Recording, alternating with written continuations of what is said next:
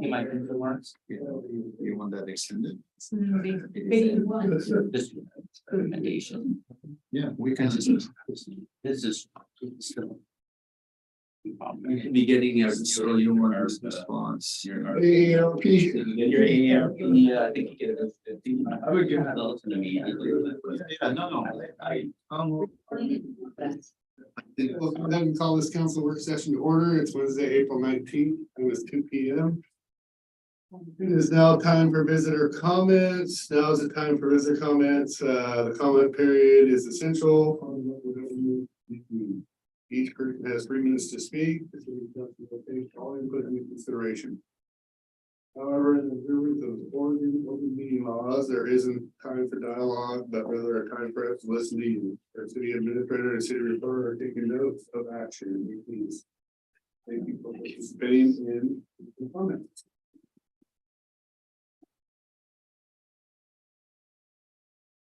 Please state your name and direction. Brady Brant. So I'm here to comment about the proposed code for on public property. I think the report is ridiculous that we have one homeless person in the city of St. Helens. Totally not the case. I don't know who came up with that number or how it came up with, but that's not the case. I can tell you, I can personally name 6 people that I know that are homeless. You know, the number is way off. There's probably, well, from where I live, there's probably 10 people within a half mile that are living in the woods or in a tent or someplace. So, to try and sort of lie about the situation and pretend it doesn't exist doesn't help the situation. I'm not necessarily opposed to some aspects of the ordinance or even necessarily where they're going to put them as far as the count goes. But, you know, to act like, oh, well, there's going to be just one person there, it will be full. I will guarantee you that when you set the location by the old rec center, I guess there's a police department there now, or whatever it is. It will fill up. You know, if you're gonna allow 10 people or whatever, it will become full. There's no question on anything. And the problem was way worse than what is stated. And again, opinion that doesn't exist doesn't make it happen. And I mean, and it's not, I'm not even really blaming the city. City is not necessarily, I don't think they're doing a great job, but I mean, we're not doing a great job in Oregon. Oregon is number 3 in the country as far as homelessness goes. So it's not just a city problem, it's a statewide problem. It's a problem across the whole country, but Oregon is doing particularly bad. Maybe St. Helens is doing better than some places as far as cities, but again, I don't think anyone's doing great. And we need to acknowledge that. And maybe this is a step. Hopefully we'll see what happens. I do hope that some of the things from our governor will help. Some of the things, I know that he's working very hard on that one, but I don't agree with certain statements within your ordinance that pretend like there's one homeless person. True. Thank you. Thank you, Mayor Schultz. I know, I think there are 2 important clarifying things to be said about this. I know we're discussing it later. In the claim that there's one homeless person in St. Helens is not part of the proposed ordinance. And secondly, the claim about one homeless person in the statement regarded at that time 1 person on public property in St. Helens. So we can't dispute information that automatically accuse a person of lying. It seems to be a habit that Mr. Preheim has whenever he disagrees with information that might be an opinion or representation, but not necessarily lie. So I would just, when we get to that point, hope that people look carefully at both the ordinance and what the report does say. Very good. Any other visitor comments?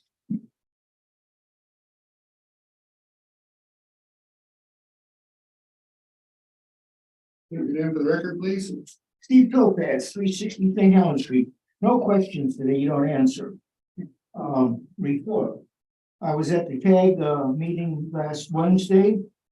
And the meeting was about DEQ's report on the That's the McCormick property. That's been remediated property just upstream of the railroad bridge.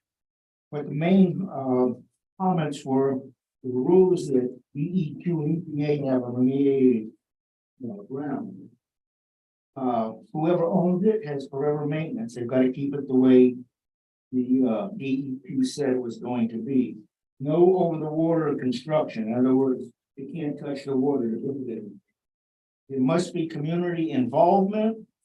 If anybody would like to buy it, both the EPA and DEQ will tell the buyer all the conditions that will not be up to the seller.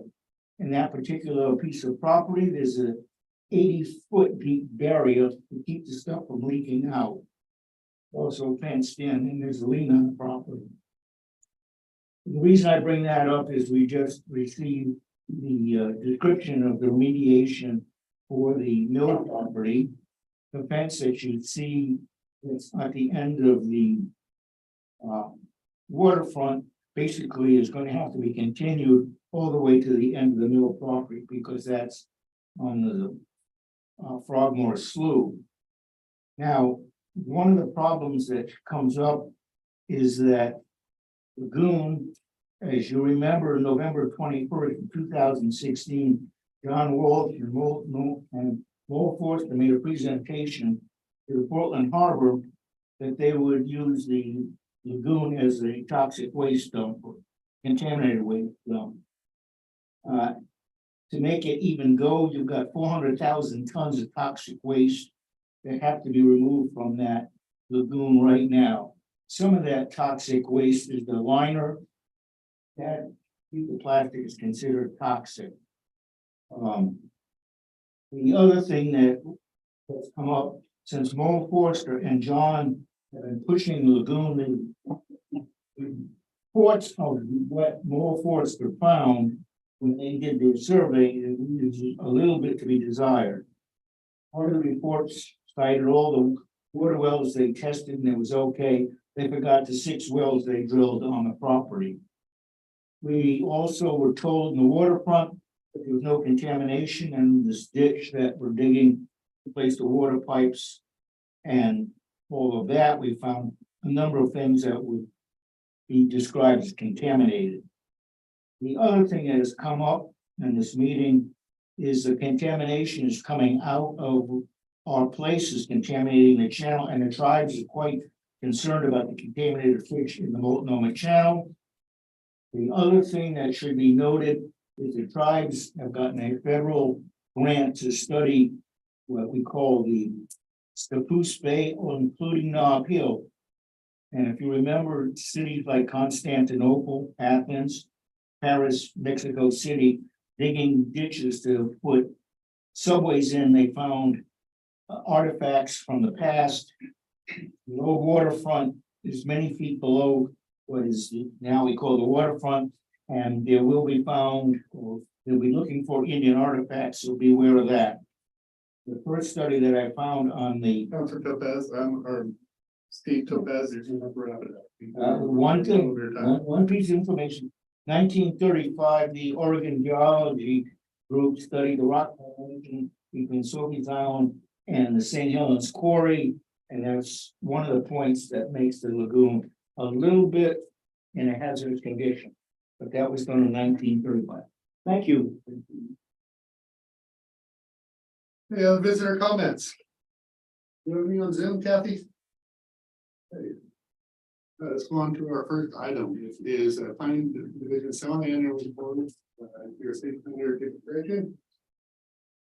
Yes, thank you, and it's also with our associate planner and community development project manager, Jenny Dimshow. We will be joint presenting to you, and this is the spring edition of our semi-annual report. Hurrah, hurrah, hurrah. To start this, Jenny will talk about some of the project management, which has happened in the last 6 months. Awesome. So this slide should look familiar. The main update for the St. Helens Industrial Business Park is that we've had movement with the PGE parcel.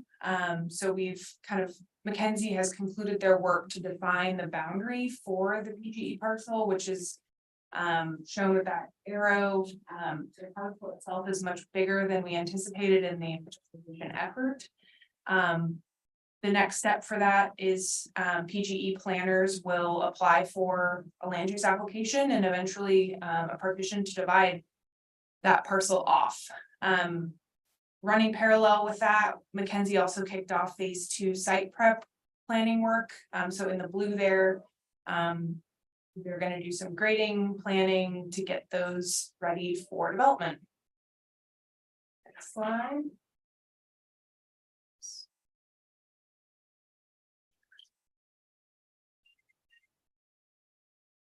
Quick question on, I guess on, it might be.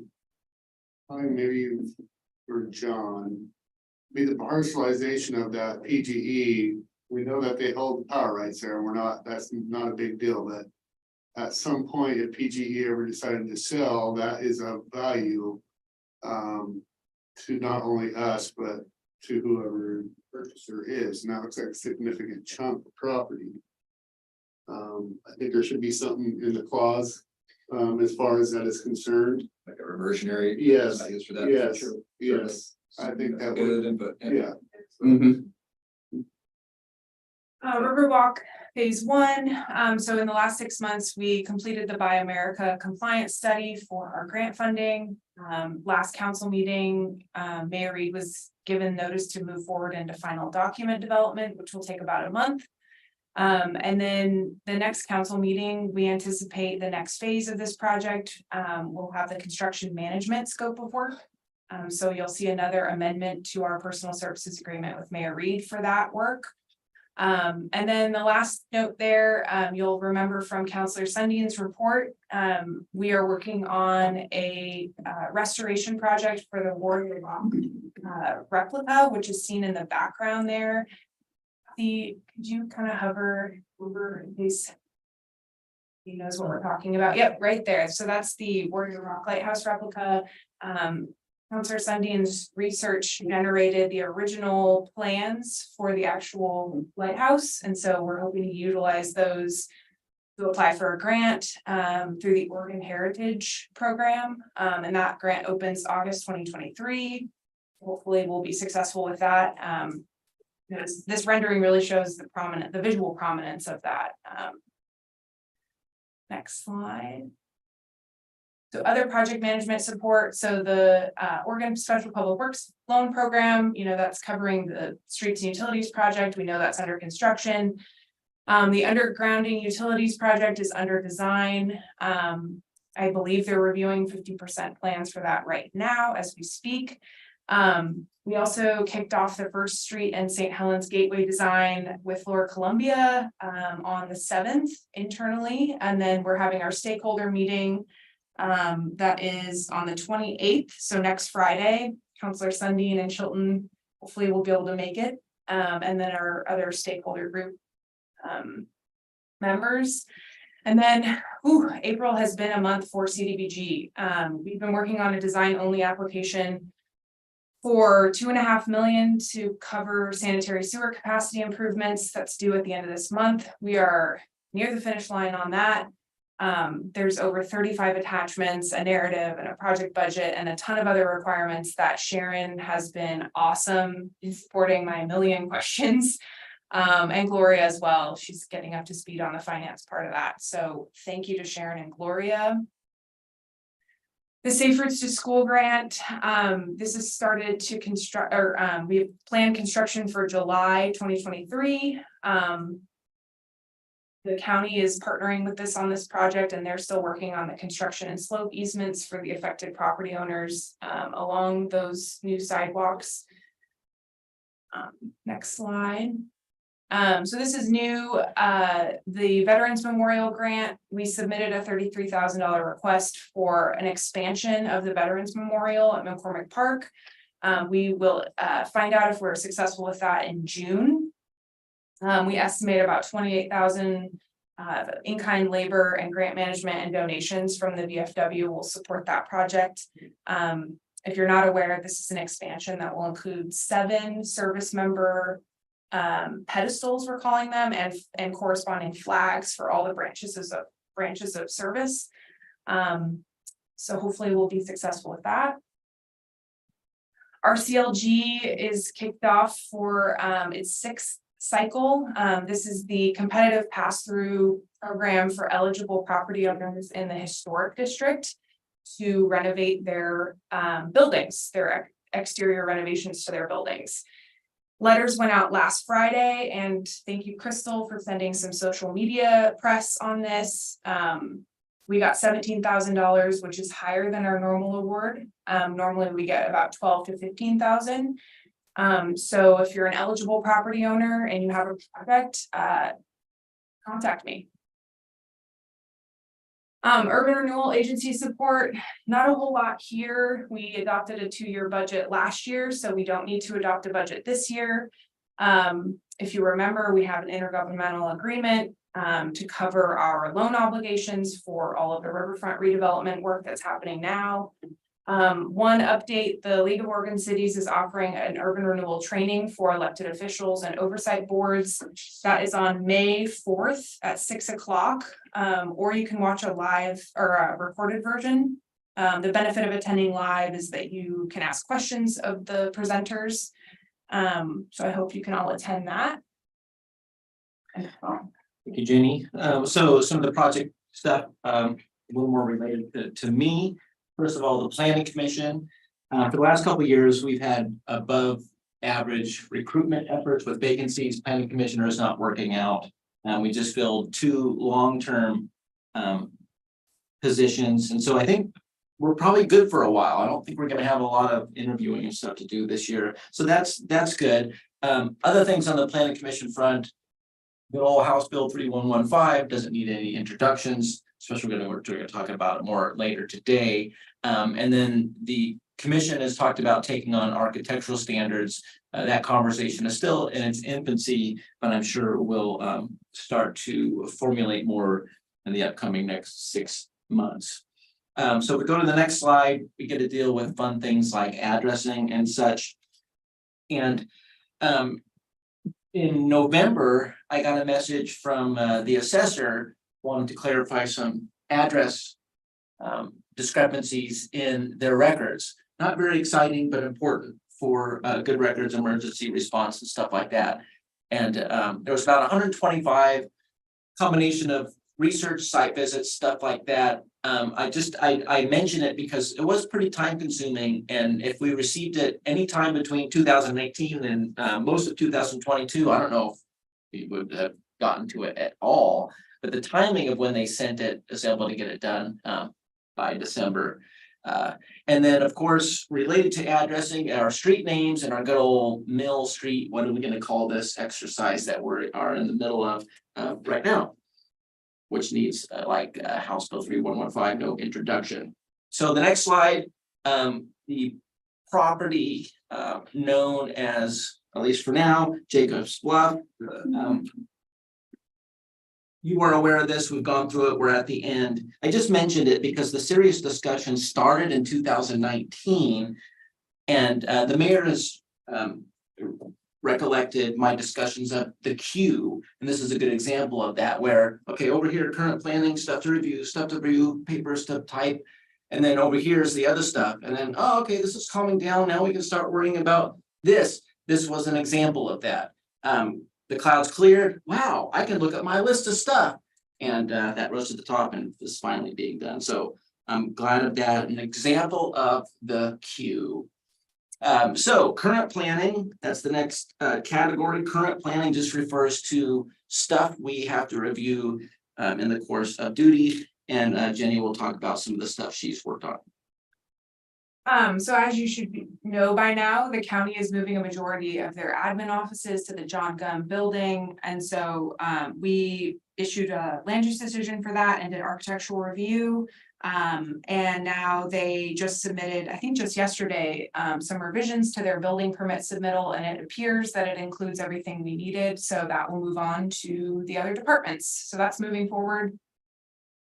It's kind of a dark photo here, but this is the former Dockside building. Crooked Creek Brewing is moving in to that building, and we approved architectural review and a land use decision for that. The building permitting is underway. And then next week, we're issuing a temporary use permit to locate a food truck on this property, and that will be located on the site until they get their kitchen completely renovated so that they have some food service. If you're not aware, we issue temporary use permits for up to a year.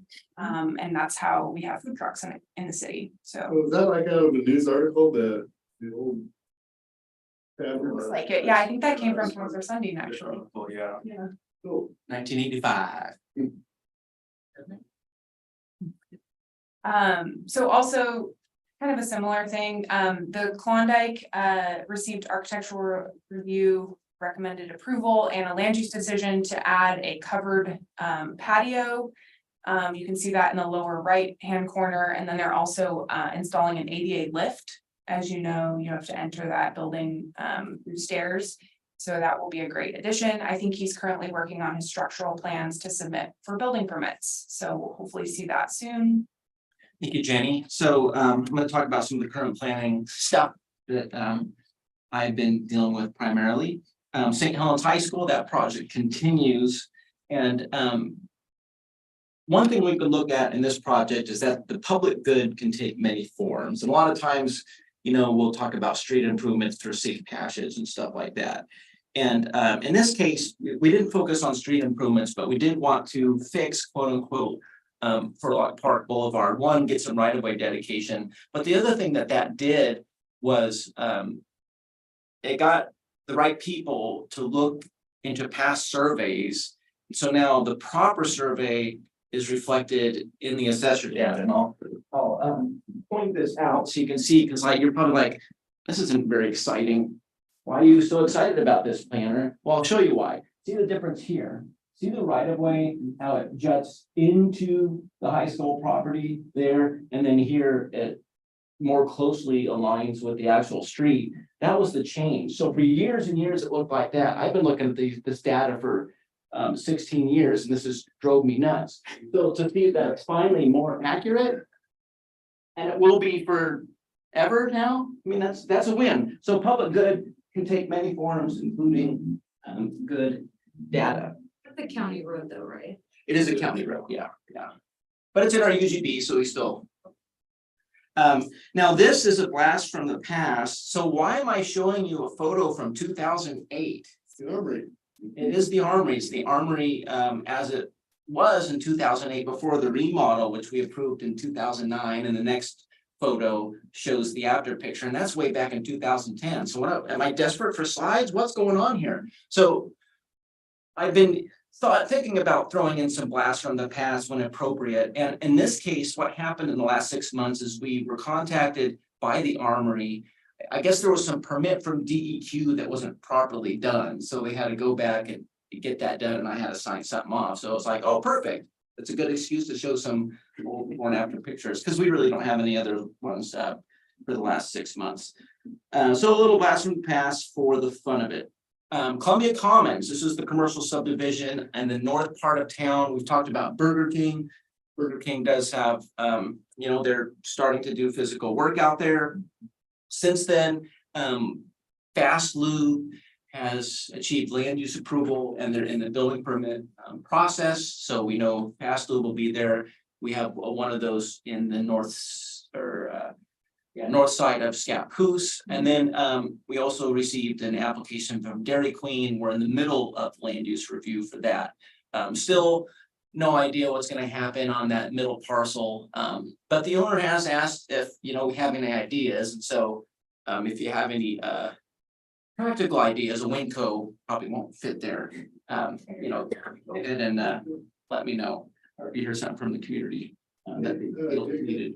There you go. So looking at a broader picture, so there's Burger King, just to give you some location context.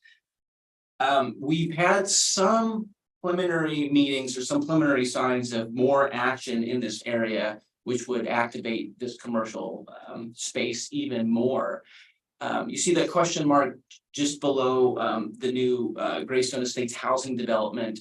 We had a pre-application meeting sometime in the last several months for substantial commercial development there. We don't have a formal application, and so it's not a time to get details and spread rumors, but it's conceivable we could see something in the next 6 months there. And I should point out, Jenny and I got kudos from the development professionals who are very seasoned people about our thoroughness of it. So that's good to hear. We're supposed to help people, and it's nice when people think we're actually doing that. And then there was the other property by the highway that had a question mark on it too. And that's someone we've been talking with over the years to do something there. And he told me fairly recently, Jacob, I think this is gonna be the year. So maybe we'll see something happen there too. I don't know. He is moving around, Yeah, He has, yes, so he's obviously reached out to the engineering department. He has a great. yeah, he did start. So that's a sign. So I know who it is, Some of the walk is being walked. but. Yeah, I don't want to be the one to spread the rumors. We have every right to as the mayor. there's been an attempt, but. Barry Hess. Would love a Panda Express. And then Bingo. Yeah, we've got the panda. Several people have mentioned the panda. Well, the engineering staff will appreciate that because I have that from them as well. So Broadleaf Arbor, another project getting a lot of attention, given its location and scale. So for planning, this was a whole ton of work initially. And then for a while, at least for planning, not much, but now it's back to something that we're having to spend some time on as they start to complete the project. So as each building gets completed, we go out there and make sure the stuff around the building is completed as it should be. Right now, you have the 2 orange arrows point to buildings that are open and occupied, the community building, and then one of the residential buildings. I expect in the next 6 months for this to be substantially complete, fully complete. I don't know, but it may be pretty close. So that'll be something we'll be dealing with. The next slide, Sand Island continues in their adventures developing that. If you look, you see the plans circled compared to the plans on the lower right. When we went out for an inspection, it was like, this doesn't look right at all. And allegedly they had the old plans, they cut a bunch of trees they weren't supposed to. We got it resolved, and that's moving. So a little bit of a debacle. And then some other things just worth mentioning. The photo in the upper left-hand corner, that is out by the Multnomah Industrial Park, kind of across from Letica and Old Portland Road. That's in the county. It was the county referral. The Port of Columbia County is talking about putting their maintenance building there. They do have one on the Multnomah Industrial Park site, but it's small and they need something bigger. They've been using that for a long time. On the lower left-hand corner, that's the intersection of 6th and Columbia Boulevard.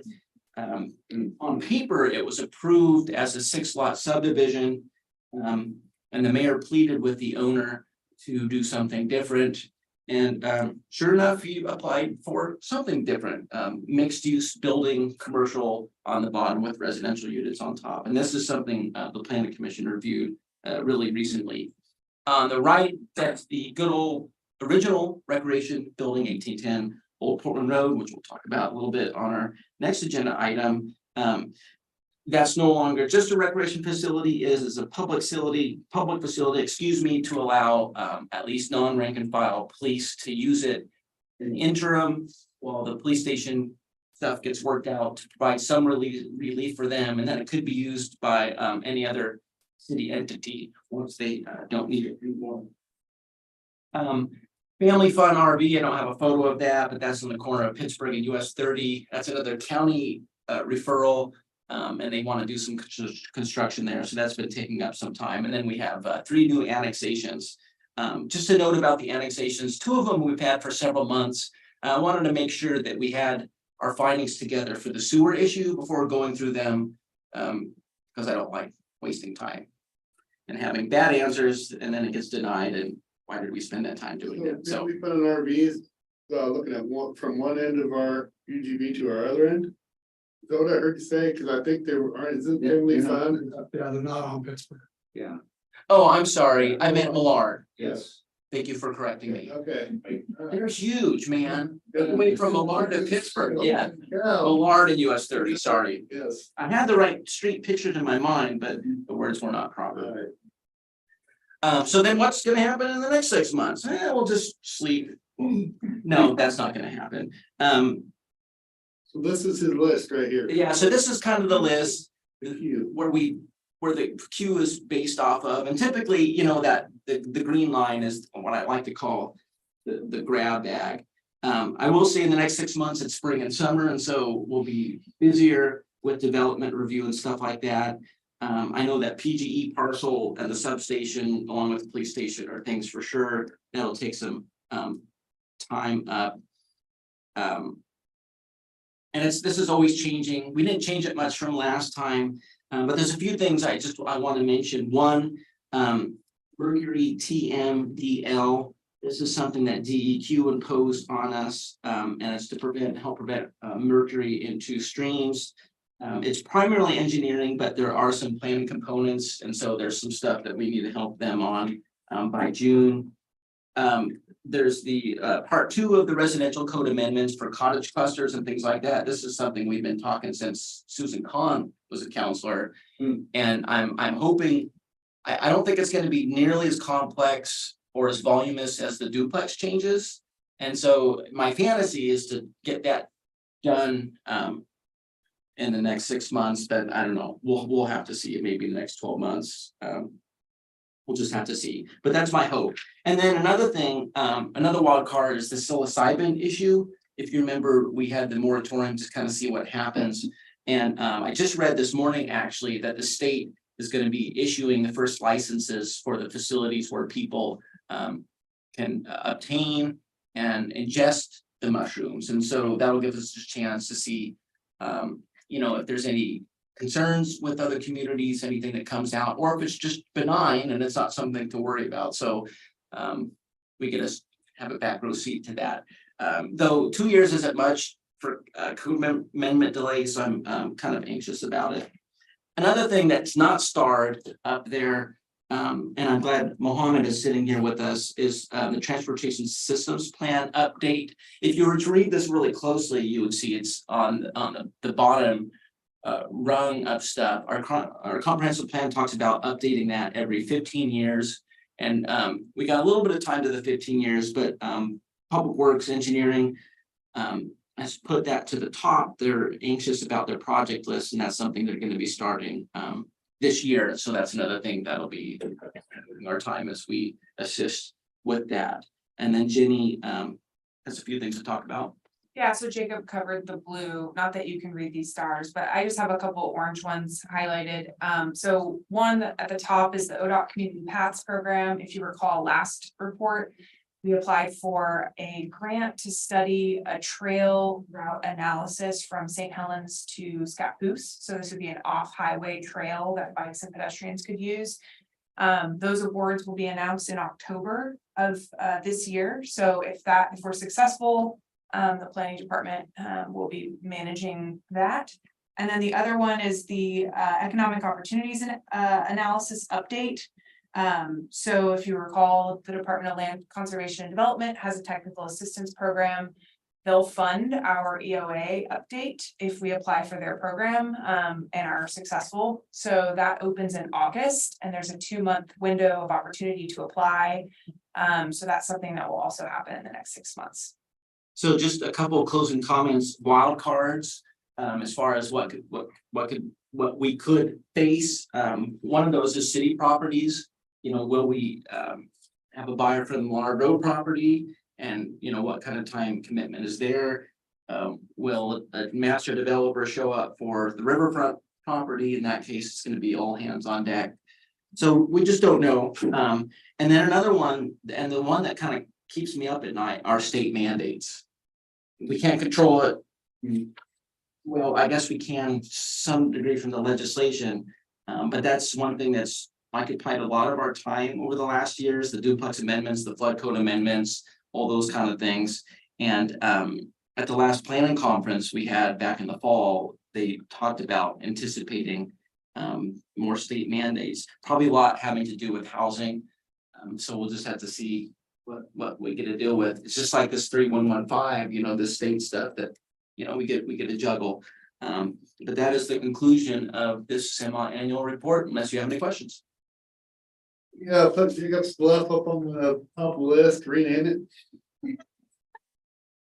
I do believe it does need to be renamed. Community survey. It is an informal thing, you have to put 911. Even needs to be renamed. I kind of like Jake. That's Not officially that. officially, it doesn't have a street other than North 10th coming into it. Be more likely a planned development anyhow. So we can do that there. Yeah, the developer, if there's a developer, they would probably have their own name in mind, I'm assuming. Well, that's quick calling Jacob's Bluff. Right? That's fine with me. You're gonna confuse all of us then. Good to see you, wide awake at night. On these state people, why do they keep messing with us planners? Well, I mean, it's not just the planners, I know, engineering has a whole lot of stuff too. It's really the jurisdictions, I mean, the state mandate without funding to, yeah, to implement it, that's what's kind of Exactly. brutal. Yeah. They don't think about all they put these into play and then they don't think about the repercussions completely all the way through. Yeah, and then it feels like an arm wrestling match of the stuff you want to accomplish as a local community. Yeah. But then you're dealing with the state stuff at the same time, so.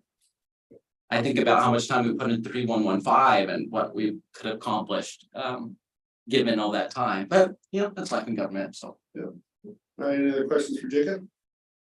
Quick question, Jacob. At our budget committee meeting, Commissioner Toski advocated for the need of some help for you. I'm just curious what your thoughts are on that. Looks like you've got plenty to do, but do you feel there's a need there? Yeah, I mean, it's a question of what kind of capacity is available and what is accomplished. I know the plan commission has a lot of ambitions and I think there's the potential of you know, balancing those ambitions with the other things that we need to do. Now, between 2018 and 2022, I would say there were a lot of points where we were probably above capacity. And but we were like, well, there's this always boom and bust cycle. And the concern was, we don't want to hire someone just to have to fire them if there's a bust. And so that's been my hesitation, even though in those times where it was hell in many regards.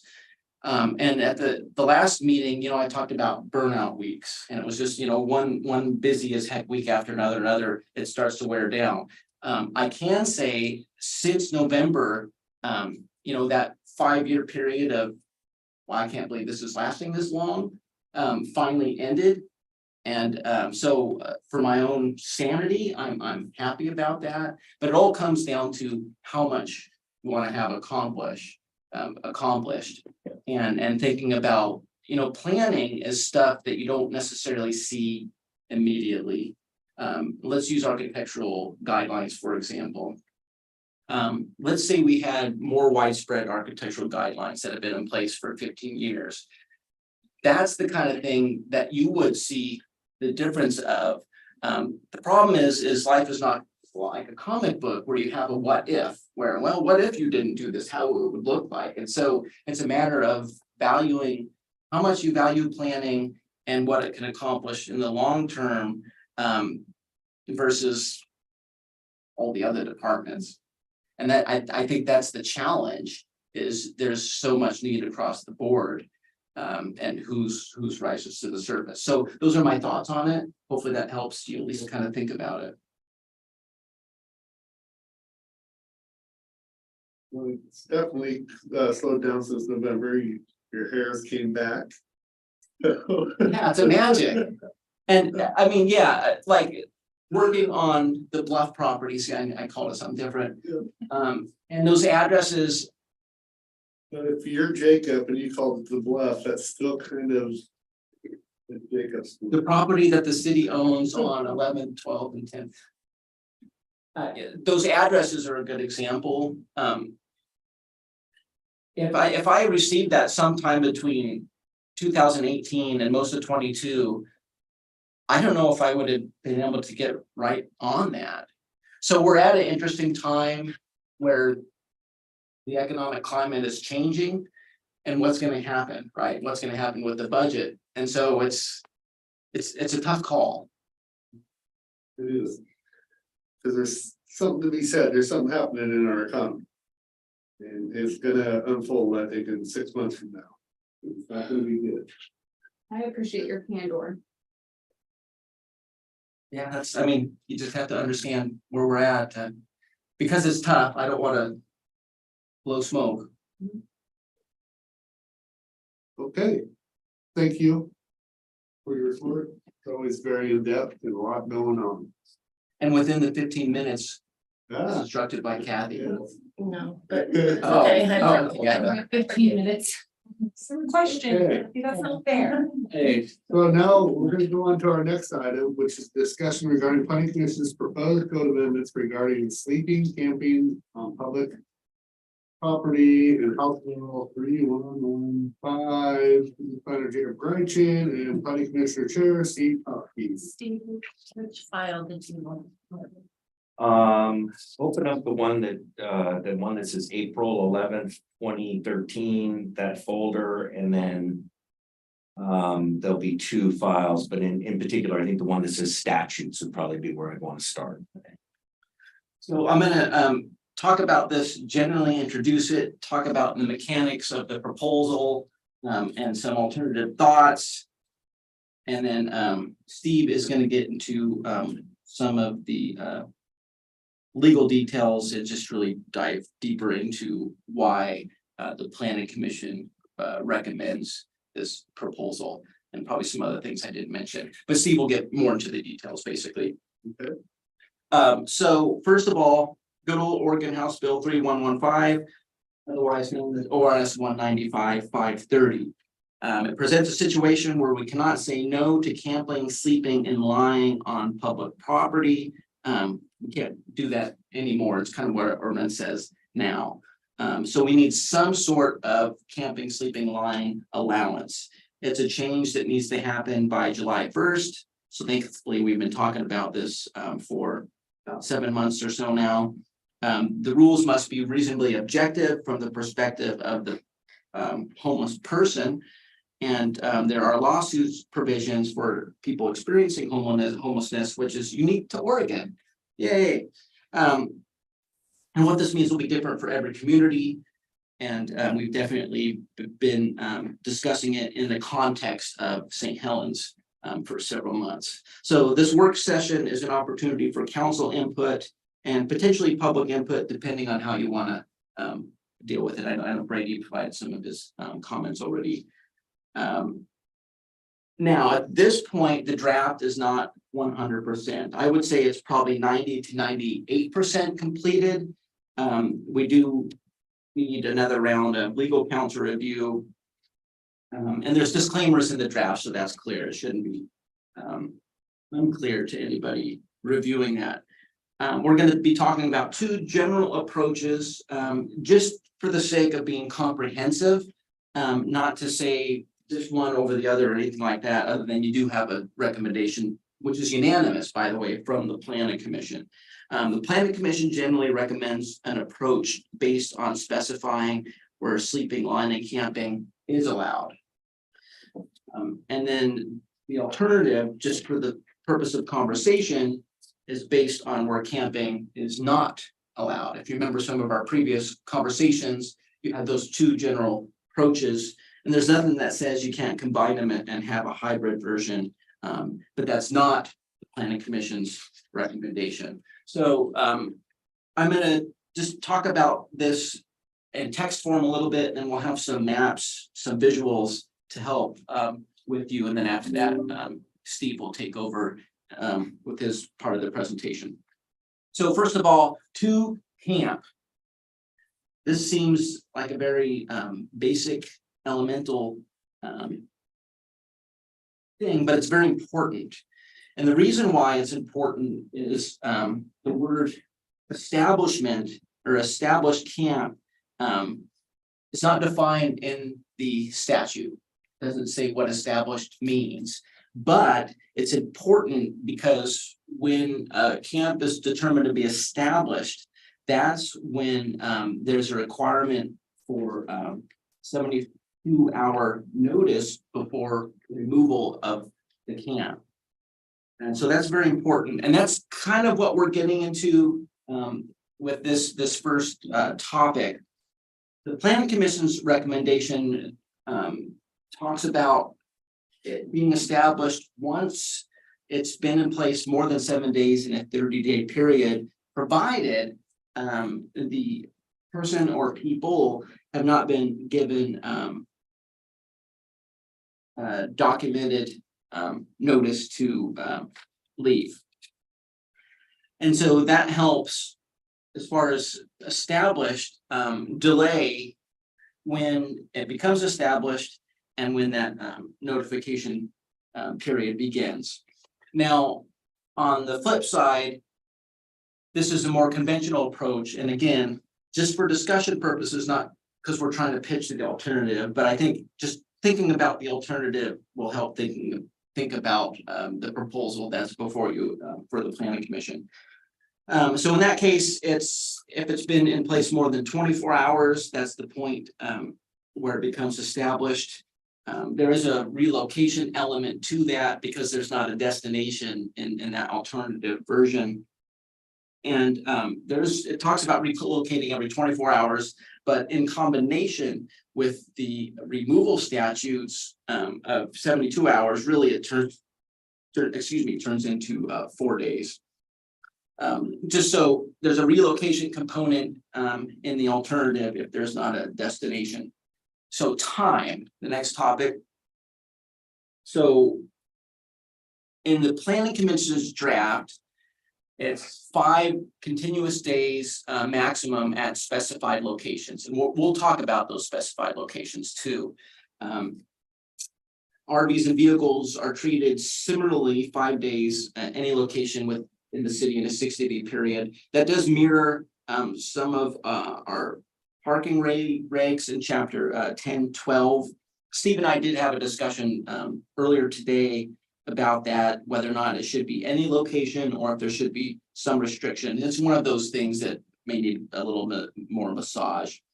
Another thing to note in the Planning Commission draft, there is a provision where you can increase that 5 days at the designated sites with the declaration of emergency, which needs to be blessed by the council, but no more than 30 days. I think what that does is it forces the council and everybody to be, okay, there's this thing we have to worry about. And I think the declaration of emergency, the council buy-off helps promote some of that discussion. So then the alternative approach, the 24-hour component is still there. I'd like to see that changed right away to the police department's actually authority to make that decision. We don't need every case coming to the city council for a declaration of emergency. Yeah, one thing I don't know is how declarations of emergency. Definitely not. Work, We're not gonna take on everything that is gonna be a police deal. That leads me to the question of 5 continuous days. Who's gonna keep track of it? Are we asking our police officers to go out there and keep track? No, No, that's not a good plan. So, and I think Sorry. No, it's okay, it's But okay. I gotta speak about what I'm thinking about it. Yeah, That's why no, I understand, with you on that too, so, okay. And Steve's been talking about this too, so I'm sure he'll be able to provide the planning commission basis for these things. So then in this alternative consideration. There's potential to allow areas with a declaration. Including exceeding 30 days. And then there's no camping in certain areas specifically. So the next slide. Where is camping not allowed in the planning commission recommendation? Basically anywhere except for specified areas. Like I said at the beginning, it's based on the model of where you can camp, not the reverse of can't.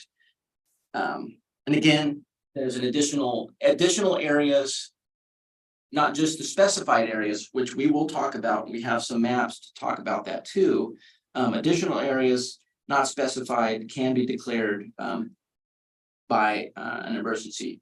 So if you have a problem, oh, we need a third area, fourth area, it's built into the system.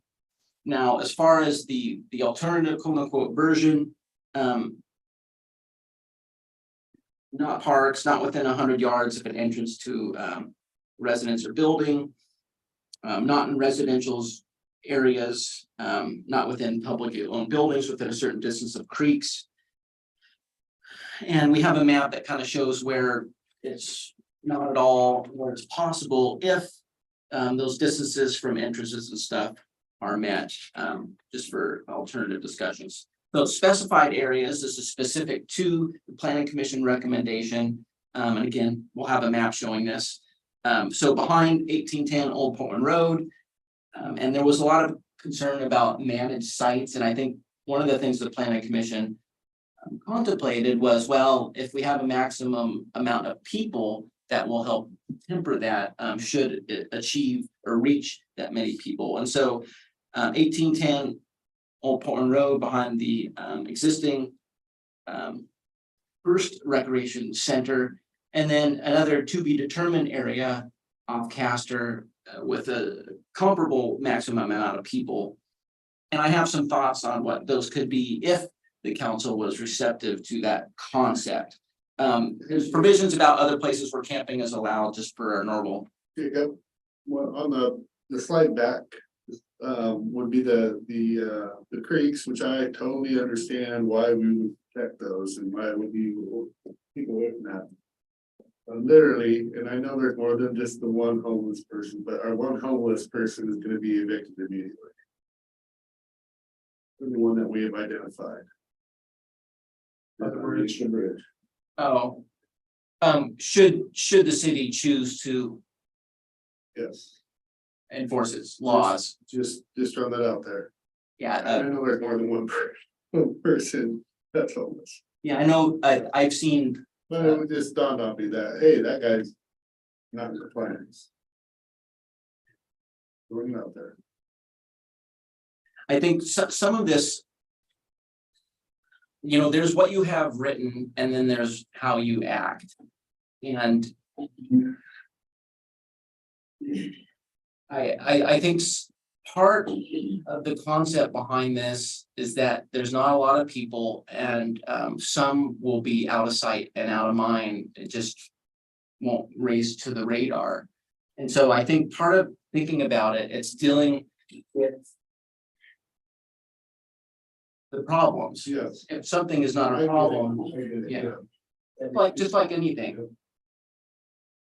All right, so specified areas, we talked. Yeah, we talked about that. Manner provisions. A lot of typical things, keeping the site clean and nice and tidy. Also, keeping the camping area to a reasonable footprint, 12 by 12, and then no fires.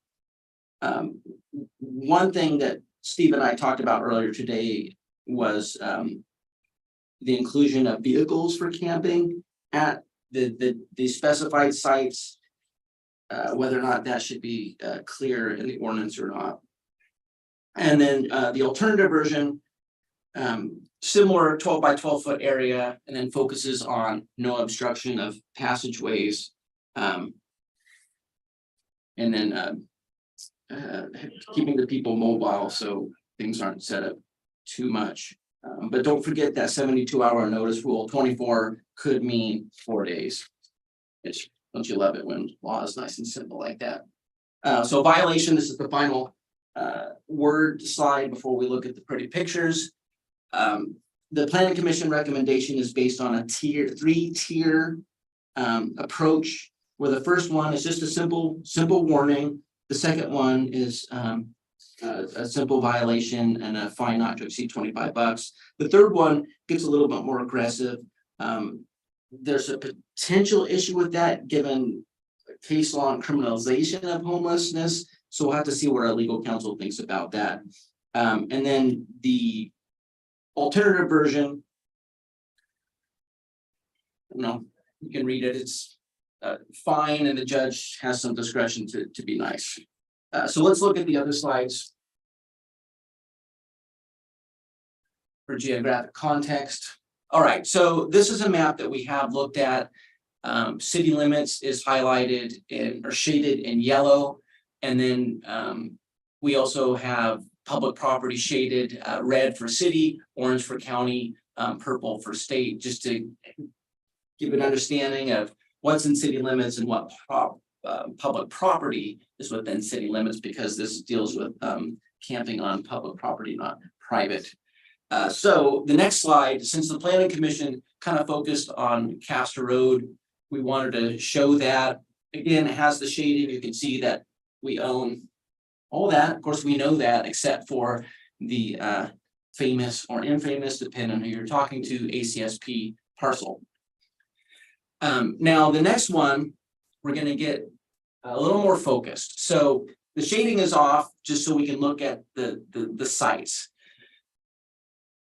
One thing I want to talk about this intersection,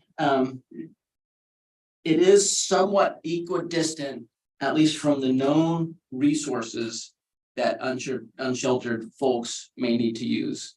It's about 3/4 mile to CCMH, about a half mile to CAT, and then a little over 1 mile to the Jordan Center downtown here. I'm not aware of other specific locations of services for folks, but those are the ones that I know of or have heard about. So that's one thing to talk about this intersection, is it's somewhat centrally located and equidistant.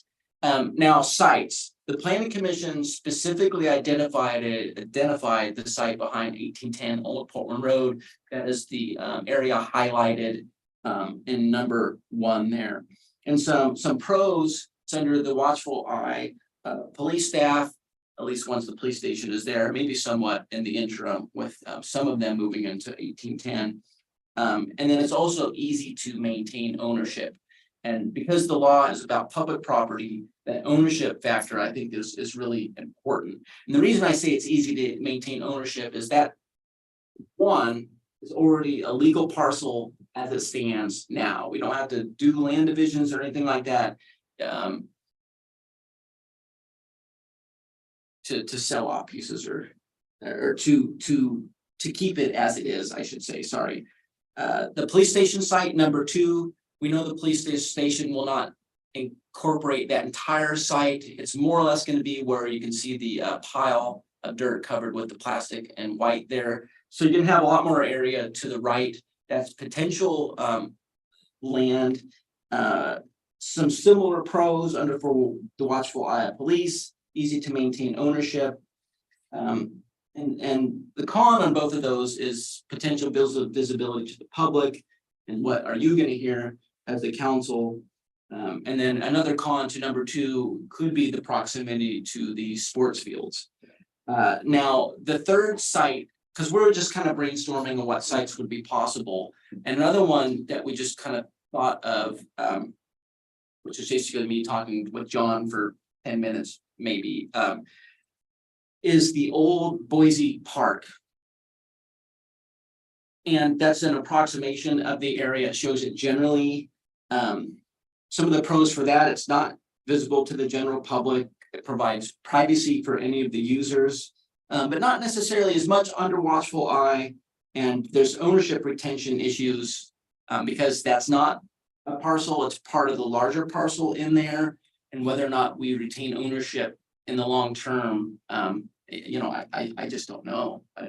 That's a tougher thing. But as long as we do retain ownership of it, that's a potential site. So that concludes my initial part. Now it's time for Steve to do his part. Thanks, Jacob. Thank you, Jacob. By the way, I want to thank the planning department for all of the hard work that they put in helping the planning commission put together an understanding of this very difficult project. Place, time, and manner restrictions. I wanted to wear a hat that said PMT. And it's a good thing to remember, because that's how we order everything we do in our society.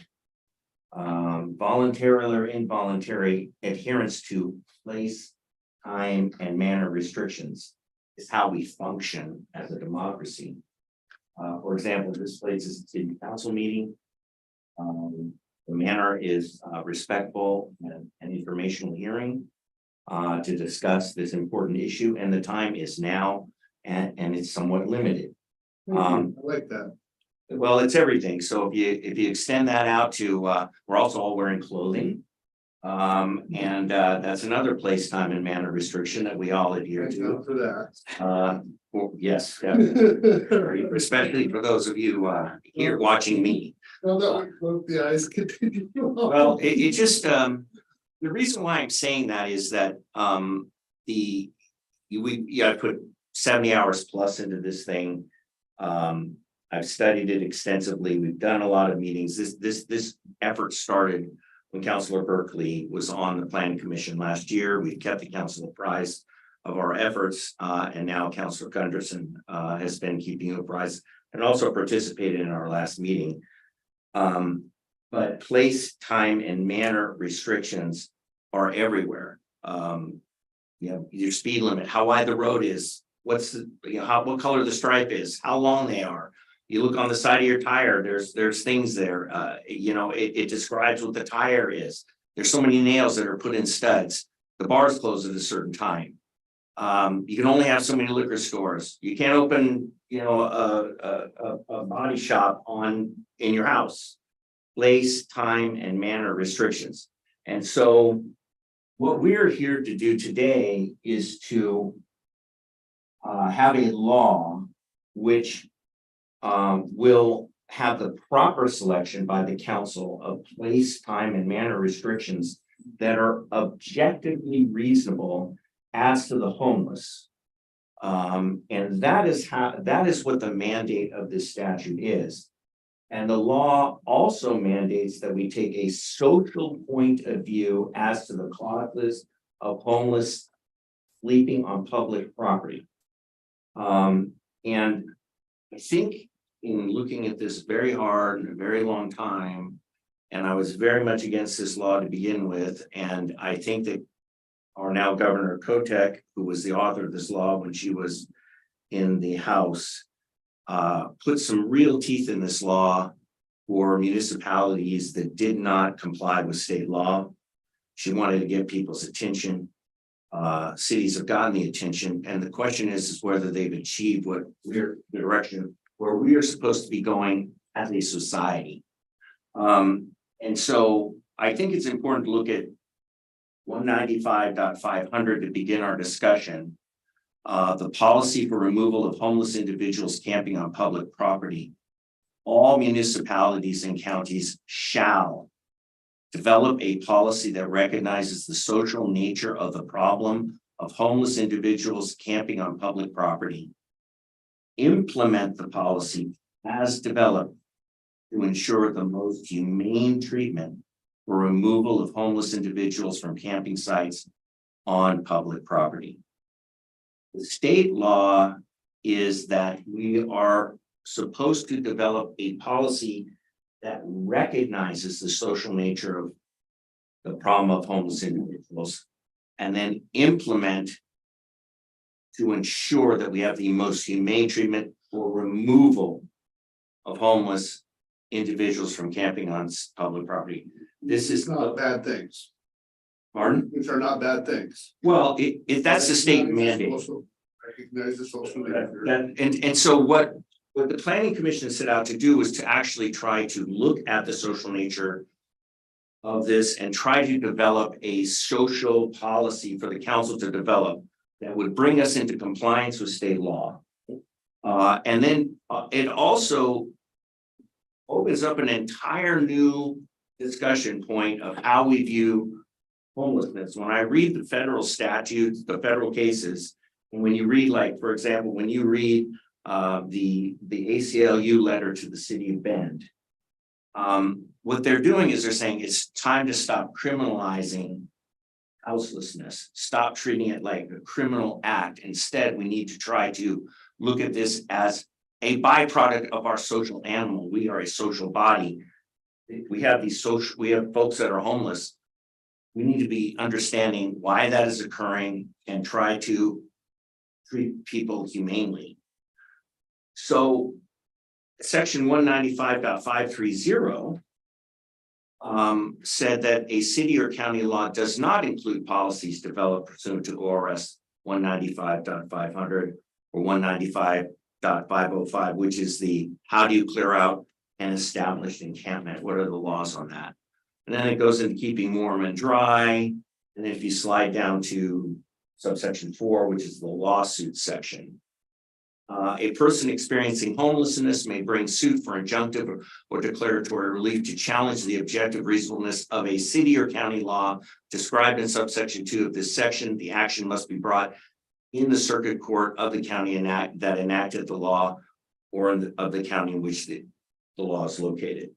And so what this allows a person to do is to bring a lawsuit to challenge the objective reasonableness of their city county law. But the very first section of this law says that if this law is something developed as part of a public policy for the humane treatment of homeless, the city and counties should be immune to this sort of attack. And the reason is the objective of this law is to shift the discussion away from punishment of homelessness and to shift it toward effectively assessing our homeless population and attempting to do the best we can for the people that we can. And part of that is like, for example, I'm sure we went through the mayor's proposal, which was let's spread some money around. Everybody's got this problem. Let's spread some money around. And the governor said, no, we want to focus our money where the issues are. We want to focus on Portland, Eugene, and Salem. And I think there's like $100 million that's going toward the legislature to these 3 areas. And I think the idea is that, who are the homeless? According to the federal case, about 30 to 40% are mentally ill. And I think we all know that we have a great deal of persons that are drug addicted to such an extent that they are homeless. There are functional drug addicts in our society, but there are those that also get so caught up in the drugs, they prioritize drugs over everything, and they end up on the streets as well. Then you've got folks that are in individual circumstances, they've had a bad time, maybe they just are having a hard time making it in this world and they need some help. They aren't drug addicts or mentally ill at all, they're just challenged. And then you've got the grifters of the world that, they're just gonna try and live off the land and take advantages where they can. And, there are those folks too. This law allows us to get away from the one-size-fits-all approach.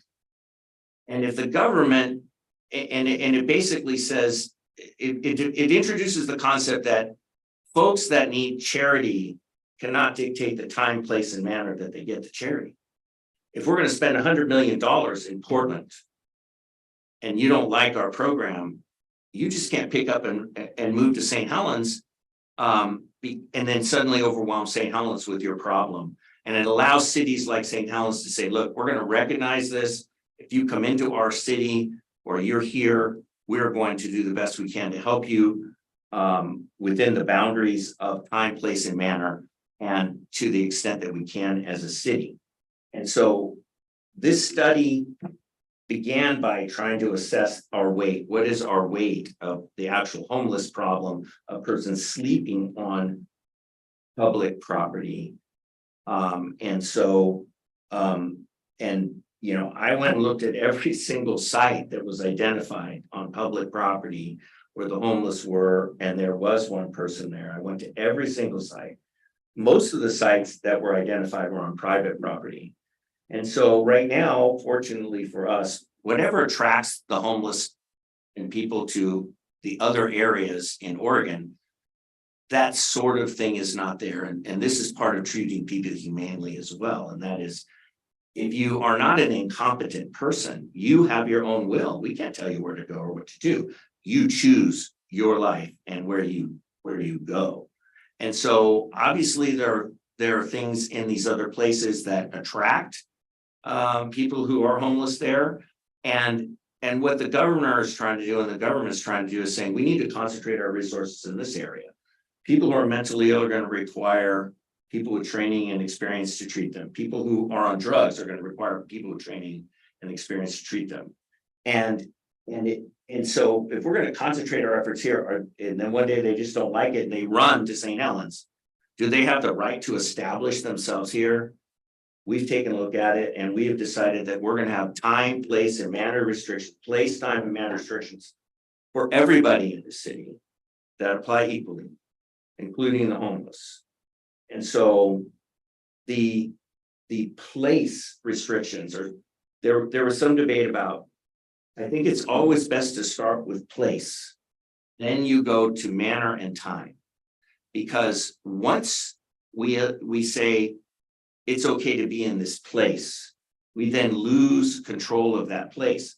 This is a public spot. So if we allow camping on somebody's street, for example, suddenly people can pitch tents on that street and they have a right to be there. So we explored what are the places where it's okay for people who are out to camp and sleep.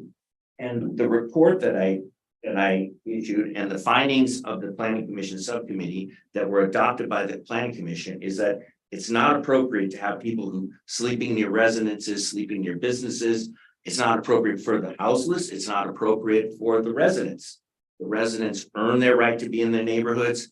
They earn their right to be there. It affects their quiet enjoyment of their property. And on the other hand, there aren't facilities there for people. You have strangers coming into people's areas. These people have no place to go to the bathroom or relieve themselves. So they do so on their people's porches or the street.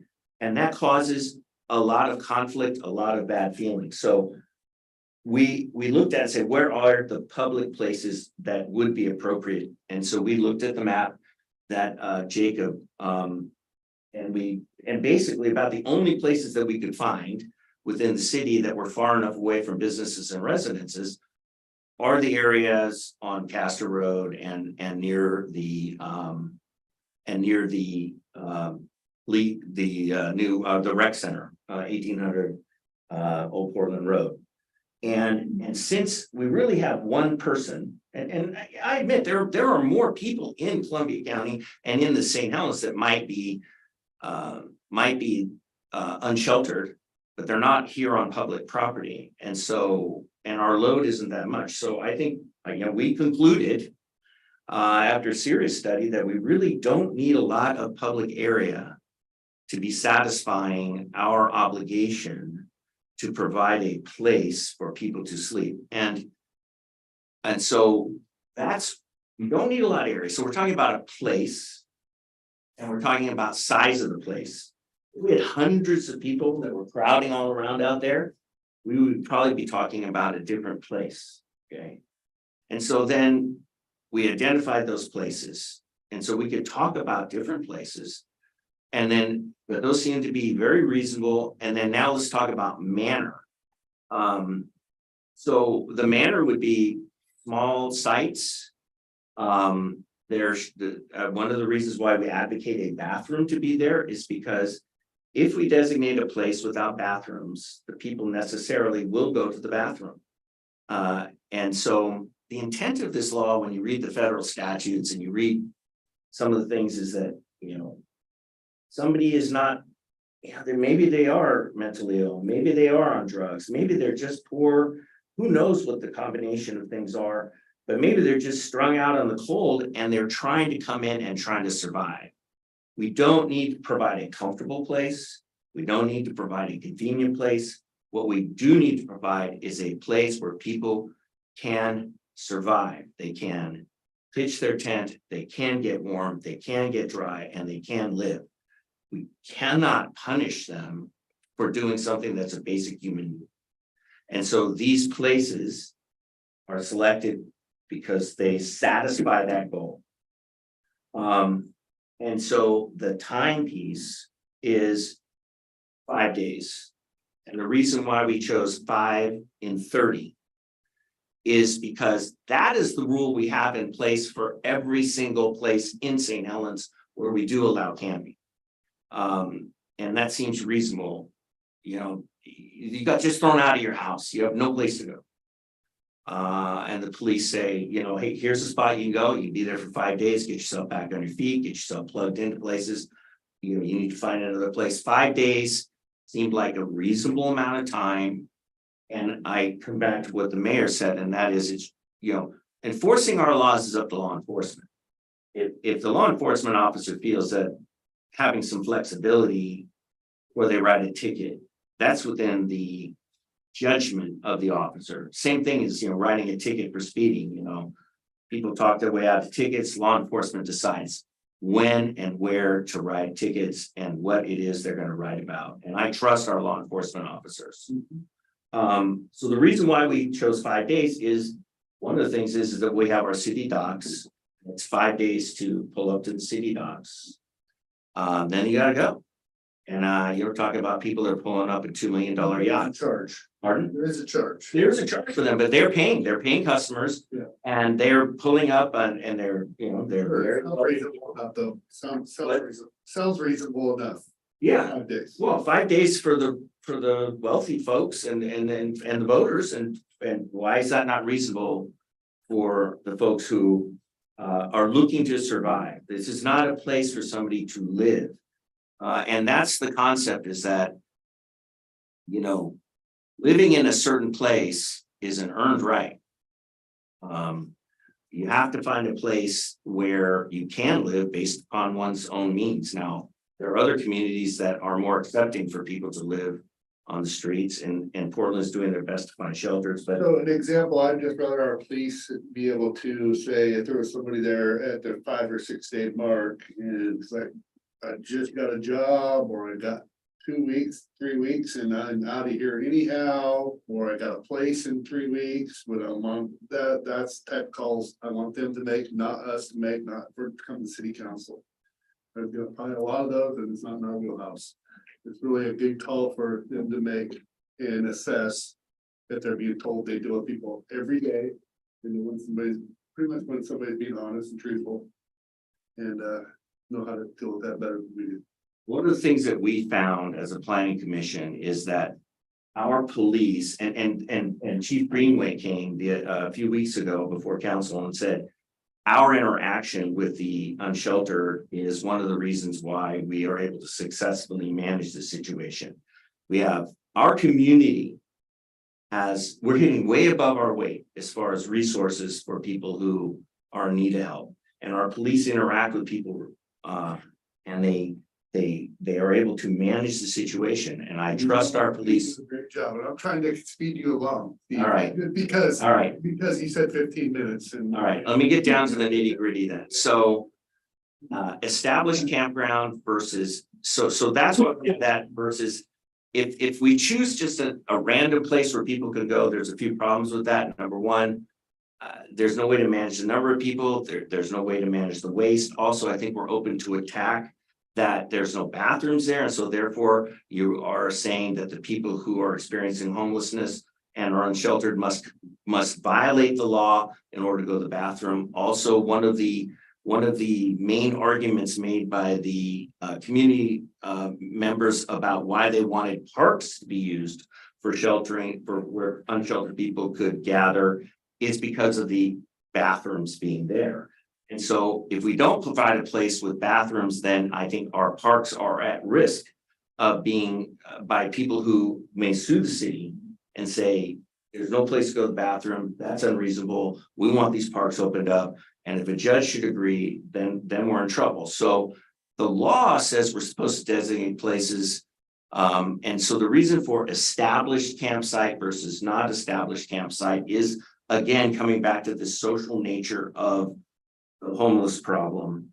And that is, if somebody's gonna pitch their tent somewhere where they're not supposed to, that just shouldn't be an established campsite. I pitch my tent, therefore I have to give 72 hours notice. Established means there in the long run and publicly acceptable. That's the definition of established. And so the trigger under section 505 for the 72-hour notice is if somebody's established their campsite. And the idea of 5 days and 30 without a warning is that some people can't pitch a tent and nobody may complain. They may think it's okay.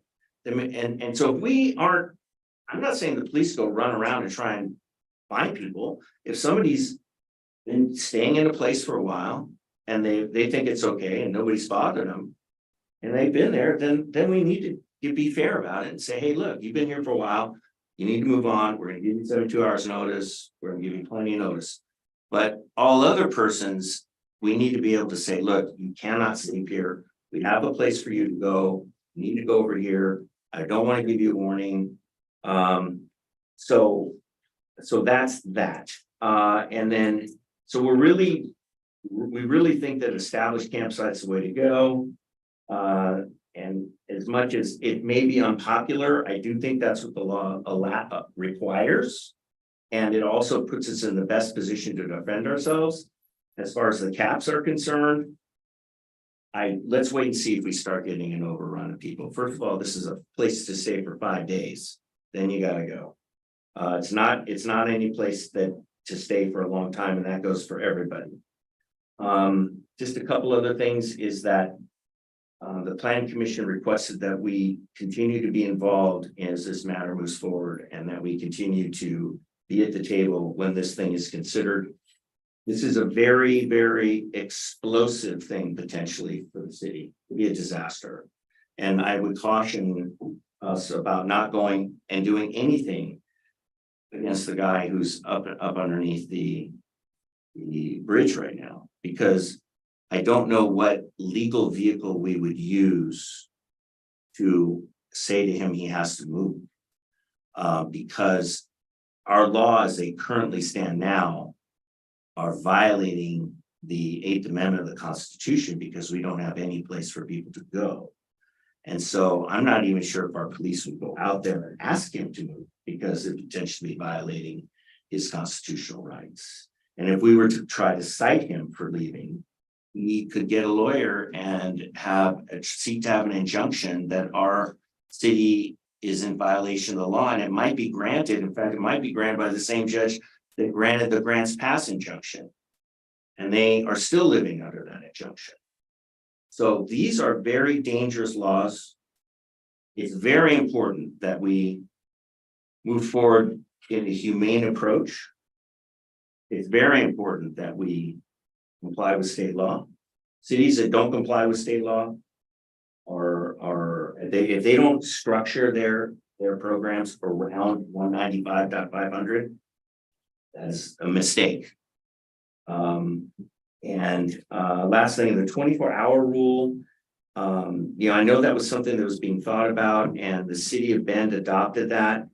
I asked a question in the Planning Commission meeting, can any of you think why it would be objectively reasonable to have somebody move every day? Not one person could say that was objectively reasonable. Not one person on the Planning Commission, not staff, not anyone in the audience, and not anyone on Zoom. So basically, the city of Bend adopted a law that nobody in the room could say why it was objectively reasonable. And so I think we need to be very careful how we proceed. And we spent a lot of time and effort on this. We've given the council, I think, a very, very good start. This thing needs some polishing regarding vehicles and time. And I think it's going to be upheld. I think it's number one, I think it's legal, and I think it's the right thing to do. And I think it'll be upheld. All right. Thank you. Good All job. right. I know when long. No, just go ahead, sit there. I just want to thank the planning commission for all their hard work on this too. We know that you have put a lot of work into this and, I think it's very well thought out. I don't know that, I would agree that every 24 hours is reasonable. I like that you kind of try to cover from the basis of, I think it was that, fourth clause in there, you know, with bathrooms and maybe even a garbage can. Then if they're not keeping their sites clean or they're doing business somewhere, they should probably. The one thing I want to make clear to anybody listening right now out there, and including the media, is that we are not welcoming a Portland camp here. I have gotten multiple people with this idea that Portland is sending their homeless our way because of all the attention this thing has drawn in our county commission meetings. And we take it very seriously. The state has mandated these rules and we want to make sure that we are trying to follow state law and also serve our homeless community out there, our homeless community. That is a Portland problem. That is not a St. Helens problem. Can I say, Because there's been rumor of proposed 6 camps in Portland and that's probably true. It's probably not rumor. I watched the governor herself say that, told Mayor Wheeler that tents were not going to cut it. That she's not going to give them any funding for tents. Probably rightfully so. It's not working in Seattle. So is to find a different solution. My meeting with her was not based around homelessness. It was not based around a homeless camp coming to our area. It was about our waterfront redevelopment. It was about economic development. It was about our sewer infrastructure. It was about our Main Street program and our housing and needs analysis. She did thank us though for all the work that we are putting towards House Bill 3115. can I? Yes. Thank you, Mr. Mayor.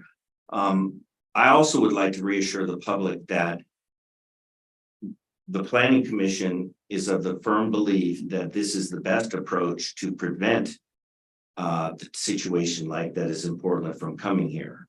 Because we are establishing place, time, and manner restrictions, which the law allows us to do, which recognizes the humane approach.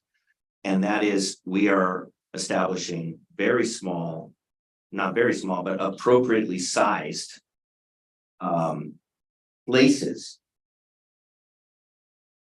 for our city where temporary shelter can be obtained for survival, which is what the law requires. We are not required to just allow anybody to come to our city and just establish camp. This establishes that, looked at this humanely. We want to comply with the law. People need a place to rest their head and get rested, but then they need to move on. You know, if you want to come live in St. Helens, you need to find a way to get yourself a job or into a place to live. But we don't allow anybody to just camp here. Are we discussing this? Okay, I was just curious. Okay, Well, I think well, I have just like a whole bunch of concerns, and I'm just a little bit all over the place.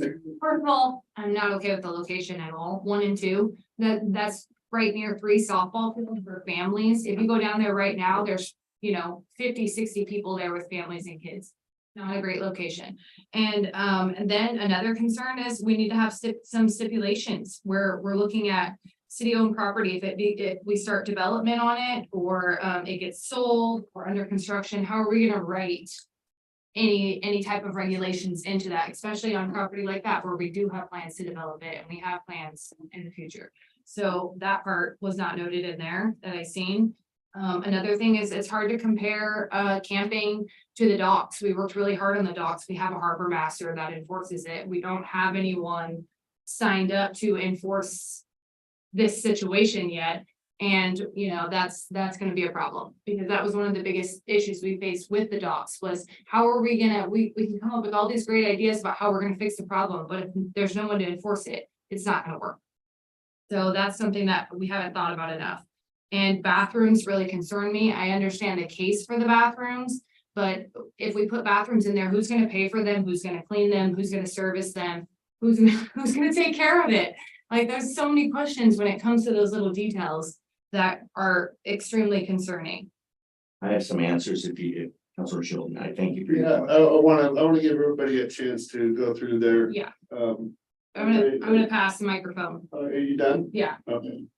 Right, okay, some similar thoughts, again, I wanna thank you, Steve, and thank the planning commission for all the work that you've done. I like a lot of what I see. I think we're a lot closer to coming to a solution. I think we're getting there. I have some similar concerns as Council President Chilton. So one, she mentioned earlier, so who keeps track of the 5 days? How do we know who's been there 5 days, who hasn't?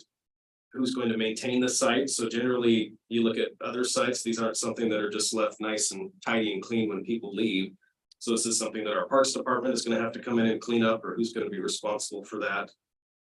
Similar concerns with both the rec center and all three sites, actually. So Boise Park site, very secluded. There are people camping in there now. You go down there in the summer, it's full of brush and well-developed trees. It's really a matchbox. Somebody starts a fire in there, you're gonna have a big problem, and nobody's gonna be there to see it.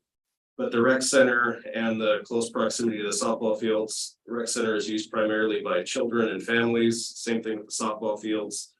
But I can't think of a better site either, so I don't know what the right solution is, but I do have concerns about those locations. But I would also like to advocate that I would like to see the planning commission continue to be involved in this discussion, just because of all the work that you've done and the research and studies that you put into this. So as we go forward and continue to discuss this and tweak this draft a little bit, I would definitely advocate for the planning commission to be involved with this. With some thoughts. We'll go down this way, let councilors get their thoughts. You ready? No. No, I am. Well, I've been listening to this, pretty much since I started. Yeah, So, you have, Um, that's true. there's no perfect solution, obviously. My concern and is the homeless camp. Are we gonna need this? Or are we not gonna need it? That's my concern. Like, is this? It seems to me like the folks that I'm familiar with, that I know, they don't wanna be in a camp. They don't, it's not, they go to where they go for safety. They don't wanna be, a lot of them don't wanna be directed anywhere. Like, they don't wanna be told where to go. So I just wonder how well that's gonna work. And then there's also the similar concerns with, who's going to, do the porta potties, the garbage, and when we do that, now we're also looking at, in my opinion, city liability, right? Because now we're kind of creating this campsite, and if something criminal was to happen there, somebody got murdered or whatever it is the liability on the city.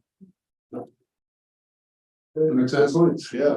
All right, go ahead, Councilor Berkeley. So I also thank planning commission and the proactive committee for working on that, and I was liaison when this whole discussion began, and am glad that we have been I think tackling it head on. And I do appreciate your comment, Mayor Schultz, to help the public understand and the media that we aren't looking to set up established. We're not looking to establish organized camps that we would be inviting people to come to. But that we do in order to comply with the law. And I think also to try to be as humane as we can be with individuals. That we do have to have a designated area. And the trick is, as Jacob showed us with this, after we have all the exclusions, what's left? Seems this is basically what we have. I'm uncomfortable with site 2. Site 1, if we do have a police presence there, might be the best of the choices we have. And I think it is important that to comply with the law that we have, or to help us with complying with the law, to have at least a designated area. I don't feel that we're going to have an influx. I agree with Councilor Gunderson as I've been exploring the industrial park property across the creek on Fort property, down at Dalton Lake, off near the Columbia Botanical Gardens. Most people seem to want to find a place where they're outside of mind, left alone. So I think we have a good document to work with, and we should firm it up, but I do think it is important that we have at least one designated area, and whether or not we do provide outhouse, bathroom, that type of thing, I think it would be good. That might be something that we have to really, all our community partners, community action team, or whatever, see to address those ideas that the council president brought up about takes care of it, who maintains that type of thing. So that doesn't have to be answered in the the law we pass, but it is definitely something we do need to address administratively or whatever. Sure. Okay, so yeah, again, thanks again for all your guys' hard work. I know you put a lot of time in it. There's no doubt about it. I mean, I've talked to you extensively about this. Yes. So I'm looking at this and I just want the other two counselors to kind of think, if they take a drive down and you see that little road that goes behind the rec center, and if you were to actually draw a line, because the police station would be more up towards where the dirt pile is. And just look back in there a little ways and look and then look at the ball fields, because that little road is identified right there. Just look at the ball fields and see how far away that it can be. I don't think that too is trying to keep them out of sight, but it just is not somewhere of. It could be both monitored easily, but also not completely insane. One would be absolutely insane. Everybody would see it, everybody. So yeah, so I kind of like to, if you look at the distance between those two, that area north of two, that's what I was going to cross back in ball fields. I don't think it would really hopefully not affect anybody.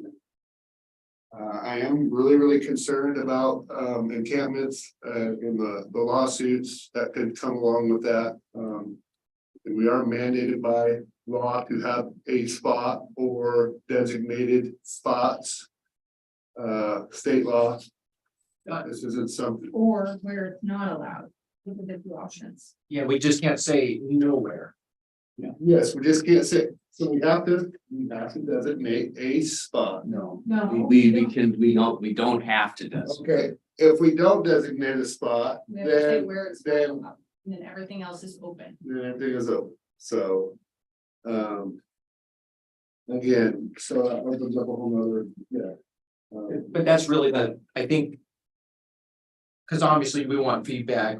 We don't have, we're getting to the point where our window of time is closing. Yeah. I will probably end up with an emergency ordinance at this point, because there's not gonna be enough time to whip something. Well, and I think up. that most cities are gonna try to pick an area, and I just hope that there's not a bunch of liabilities with this, that the state should be setting the cities up. for potential lawsuits. Well, let's not forget when the Oh. attorney came in to, talk to us about it and his advice from that conversation. Yeah, and then, I think bathrooms and dumpsters are, really. Something that is needed there because I know there's probably not gonna be anybody there. But, you can't have feces and garbage all over the place, just can't. Maybe we can send that bill to the state every month. We will never get reimbursed for it, but we could do it. But we could do it. No, we could. So. Those are kind of my feelings and thoughts on this. I know that you guys work really hard on this. Yeah, the mayors didn't really do a very good job tackling this House Bill 3115 other than to ask for a bunch of money per capita. When the task force started last year. It was kind of thrown together really fast and try to let us identify, I think, and use those dollars as we see fit in our area, but we didn't realize, I think, the extent of and how, after looking at it, we knew the severity of it, the way it was drawn up, she did put some teeth in this. So, yeah, I'm gonna go back to here in just a sec. You've been waiting patiently. Again, I want to thank staff too. I know that you worked really hard on this, and I know we're not done yet, but it seems like we're getting really, really close. So, Steve, I know that you wrote a few things down. I want to actually give John, I can see him. He's got his head like this. I didn't tell him long enough now, but I know that John wants to speak, so I'm gonna give my city administrator a few. Yeah, thanks. thoughts here? It is a really complex issue. Yeah. You kind of have to back up and think about what's the city's role in all of this, right? We have this legislation that's come at the city and we have to are we managing this thing? Are we facilitating this thing? I mean, we've kind of defined what the things that the city manages as far as land use and public safety and things of that nature, but other things that we're not so good at, we are more facilitators, and That's right. so we make sure things happen. And the reason I think that the homeless issue isn't worse than it is because our public safety and first responders are showing up and they're facilitating good outcomes. So And community action team. they're working, and that's one of those, we respond to them, they go to CCMH, they go to community action team, they're figuring it out, and and that's a good base, right? But we're faced with this legislation that says you shall accommodate them on public property, and then a lot of times public property is owned by the port. In our situation right now is one of the outcomes. Or so we're trying to find city-owned property, and that doesn't necessarily. And if we think about it by area instead of site specific, then that becomes a little more broad. There's more options, things can be a little more visible. And right now, it's basically industrial properties, just kind of places where we're closing it to be allowed. And if we happen to put out resources like restrooms and things like that, they get utilized. That might be a good place to look at. That's how we, the one work session we had, it was kind of more of a, where we didn't want them. The some parks and right away is in house residential areas, and I know all those places that are for good reasons, not great. Okay, Kowski, I'm gonna give you a chance to respond and keep it in, not so much legal attorney. We got a time limit here a little bit. Thank you. I appreciate your indulgence. I'll start with Councilor Gunderson's remarks, and that there is no perfect solution, and it is a problem that I think has been socially something like no harm, no foul, right? We've been taking care of these things, and it almost feels like you guys are forcing us to try and find something that was already working here. And I think Councilor Gunderson's observations that people really don't want to be in a camp, they don't want to be directed, they want to be left alone. I think that those people are just going to remain where they are. This is not an objective, let's just sweep people up and make them go anywhere they don't want to go. In fact, part of approaching these these situations as a humanely is understanding that people are where they are because that's where they want to be. And it's only when they cross the line and are in a place that the city says this is a public place and your use of it is inconsistent, that we need to identify another place for a person to go. Doesn't mean they have to go there, but it's just a place where they are allowed to go. They could decide to go wherever they want, including out of the city. And so we debated about and spoke a long time about whether we should go to a model of, should we go to a model where it's not allowed versus identifying places? And Charlie Kastner actually said, well, maybe there could be a hybrid. We could have like some spot, something not allowed. Makes the law very complex and long. One of the concerns is that in the event we are sued, that the judge could look at all the places where camping is not allowed and then say, well, I don't even know where that is. Can you tell me where that is? You know, I don't know where these places are, you know, on the list of excluded areas. I can't figure that out. How are you expecting somebody who's trying to who's like destitute and doesn't have any money, who doesn't have internet access and the library is closed, to go figure this out? I can't even figure it out.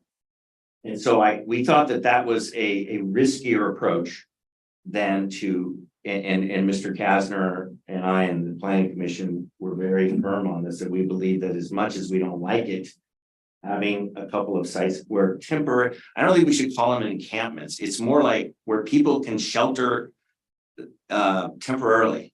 It's a temporary place to shelter. It's not an encampment. This is a place simply for a reasonable period of time that they can basically survive. And then people need to move on. So that was the reason why we went with this other model. As far as liability is concerned, the risk of the statute that we do adopt being invalidated and the court issuing injunctions is that we will be potentially having people where we definitely don't want them to be, in our parks, in our neighborhoods, in front of our businesses. And so we believe that the city could ameliorate those risks by buying insurance, making sure the sites are selected to avoid liability, and then defending on liability. You know, there may be a danger that the lawsuits under this kind of statute won't even be covered by the insurance, and that's another thought. Is we have an insurable risk versus a potentially not insurable risk. And then we have a risk of, okay, what are the injuries? What's the liability versus this unmanageable situation where a judge says, I'm going to invalidate your laws and I'm going to let people go where they want to go, at least initially. As far as the cost, as far as enforcement is concerned, that is a concern, and that gets down into the nitty-gritty with Council President Chilton's comments. Are we going to need to get a vendor? This will be a weight on the city budget. We probably should be talking about some city budget for management, just somebody to go check on these things. The code enforcement officer, I'm not sure. I think this is something to be discussed as far as implementation. As far as the cost of bathrooms or of porta potties, I rented a porta potty. It was $125 or $150 a month, and that included weekly cleaning. So I think 2 porta potties on a site isn't that much money, and we put in manner restrictions. I think part of the idea is that these are probably going to be temporary shelters that will be mostly used by people who are actually coming into town to seek help and can actually benefit from our help. People who just want to hide out, stay away, that they're going to stay hidden out. But folks who are coming in that thinking I can just go sleep over here on the waterfront, or I can go sleep out here.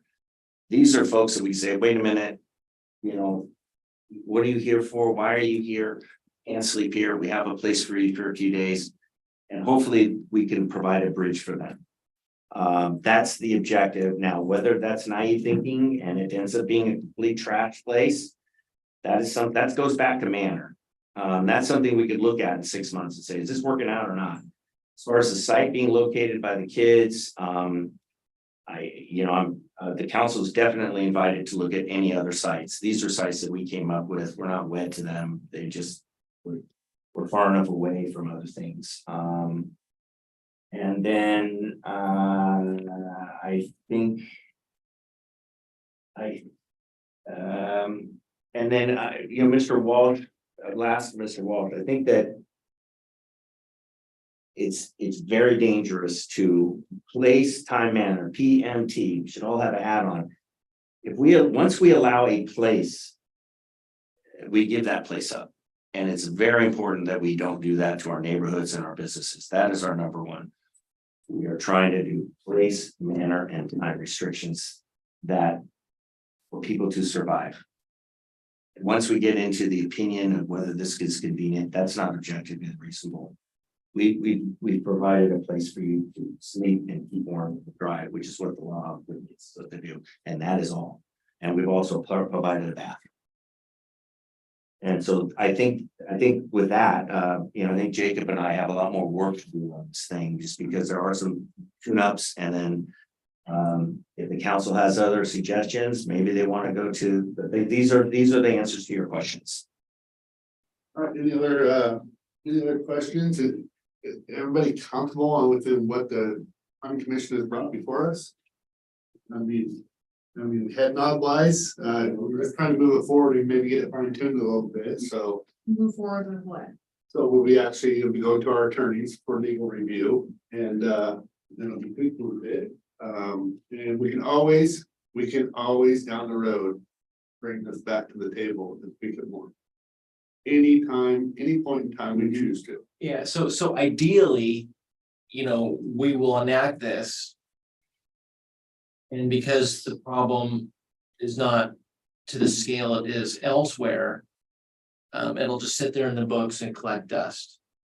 And in other communities where it's a big issue, the lawsuits will occur, the case file will take shape. The case law, will take shape, and then we'll be like, oh, okay, well, this is how we should amend our code based on the way the wind's blowing. Hopefully we can keep our sails out of that wind. That's the goal, ultimately, with fingers crossed. But we'll see. It's a changing issue. Now, another thing to think about is the code does have provisions about other sites. You could conceivably adopt a policy which doesn't specify any sites initially, but you have some sites in the back of your mind should you need to utilize law. I know there's some discomfort here, whether or not there can be consensus on sites in the time we have available. We'll have to see. But I think we write in there that we could at a certain point in time decide we want to change the campsite within a 7-day period, even longer than that 5-day eviction. To a suitable same size camp, amenities, has the potential to move with a 7-day notice. I don't know. I hear what you're saying. well, yeah, so right now, there's like, the idea is that there are 2 prescribed sites. Actually, you know what, that can be we could really, the overall policy could be drawn up with those 2 sites, and that could be something we could run by legal real fast. Yeah, right now it's based on 2 sites. Yeah. One that's specifically identified the planning commission, the second one, which isn't, which is why I made this map, just to try to get some feedback on site 2. And there's always the ability to create additional sites, at least within the draft law as it's written. What I'm saying is you could, if we can't reach any consensus, not identified, specify sites, but just have the provision in the law that says the cities can designate sites as needed. It's already in there for That site. would probably be what I would be most comfortable with. I'm not okay at all. I just want to say for the record very clearly with naming a site at all. Like, that's not at all my direction personally. Yeah. I liked the idea when Aaron came to us, the attorney who advised us on playing it more conservatively. And from what I learned from him, that the more conservative way to sit back and watch things happen was to just keep kind of what we already have and say where it's not allowed temporarily, with possibly having ideas in the queue should it need to happen. I don't think we need to jump to a level 10 right now, which is naming a site, having a bathroom, all of that. I think we are moving a little bit too quickly. I think we should do what bare minimum what the state is requiring and watch things unfold around the state. That's my opinion for the record. And may I ask this question, Count, and I understand you're in deliberations, and I don't blame you the way you feel. I feel exactly the same way. And that's how I initially approached this problem, and I think a lot of people feel the same way. So let's just say we're in court right now, and a judge were to ask us, okay, you supply bathrooms for Sand Island, yes. And then the people on the docks don't need bathrooms because they have them. Why is it objectively reasonable for you to have a place without bathrooms for the unsheltered? That would be a question. You don't have to answer it. I'm just saying that, you know, and I believe that we have a council that has given his opinions. And there's a disagreement concerning the best direction to go, as unpleasant as it may be. I think it's in the weeds. We don't need to be out there in the weeds. We're not in court. But You're anticipating a lawsuit that is not even probably realistic. We've heard from our police, we don't have the problems that you think we may end up having. And should that ball come to play, we're ready to play. I don't think we need to jump in there, guns loaded, shooting at everything. Like, it's too much. It's too much. I'm So- sorry, I'm just very vocal about this topic. I think you have every right. Disagree with this tactic. I think, and I think that's the way to go, and the danger point, and I've said this to Mr. Walsh, is that in my experience, the way that this law is written, there's a lot of opportunity for a lot of abusive lawsuits that are really meant for shakedowns. And so if we're gonna go with a non-site model, Well, that would be up to the council, and then we'd have to figure that out. That's not the way we decided to Well, I go. don't think that's what she's arguing for. I think the idea is that you still have the provision where you can designate sites. So you have the tools you need if you need to use them, but you're not specifying the sites in the ordinance. That would be an action that the city council can take. So if, okay, we have a problem now. So let's say 6 months from now, okay, person A. Okay, well, we have this person A. Okay, well, now we need to talk about designating that site. Yeah. And then, okay, person A turns into A, B, C, D, and F. Yep. Then that's gonna result Trigger in it, really, yeah. the conversation about amenities. There are current case laws going on, like Aaron showed us. So if we play it conservatively now and slow, I think we're gonna be able to see more things progress across the state that will help us form better strategies. So what I think I heard you saying is you're comfortable in adopting what they have, but not the specific site. Yeah, I don't think we should move Right, forward with a that's what I specific hear. site. I'm Yeah. just trying to move us forward and Where does we got a 4 o'clock break coming up. Where does somebody go, though? I'm not gonna do this back and forth. This is not a planning commission meeting, I'm just, okay? I'm trying to get my council here to get a census to move us forward. So that's what I thought I heard you say, and I'm not trying to direct your thoughts, but that's what I thought I heard you, with Jacob explaining that we could actually adopt what they have, but not pick specific site. Unless it triggered A, B, maybe even C. And then amenities, maybe after F, G, whatever, or as. Well, that aligns with any other things that, minus all of the details that they had proposed also. If we were to, right? So it's kind of going back to their very initial proposal of things. Do you understand what I'm saying, Jacob? I do.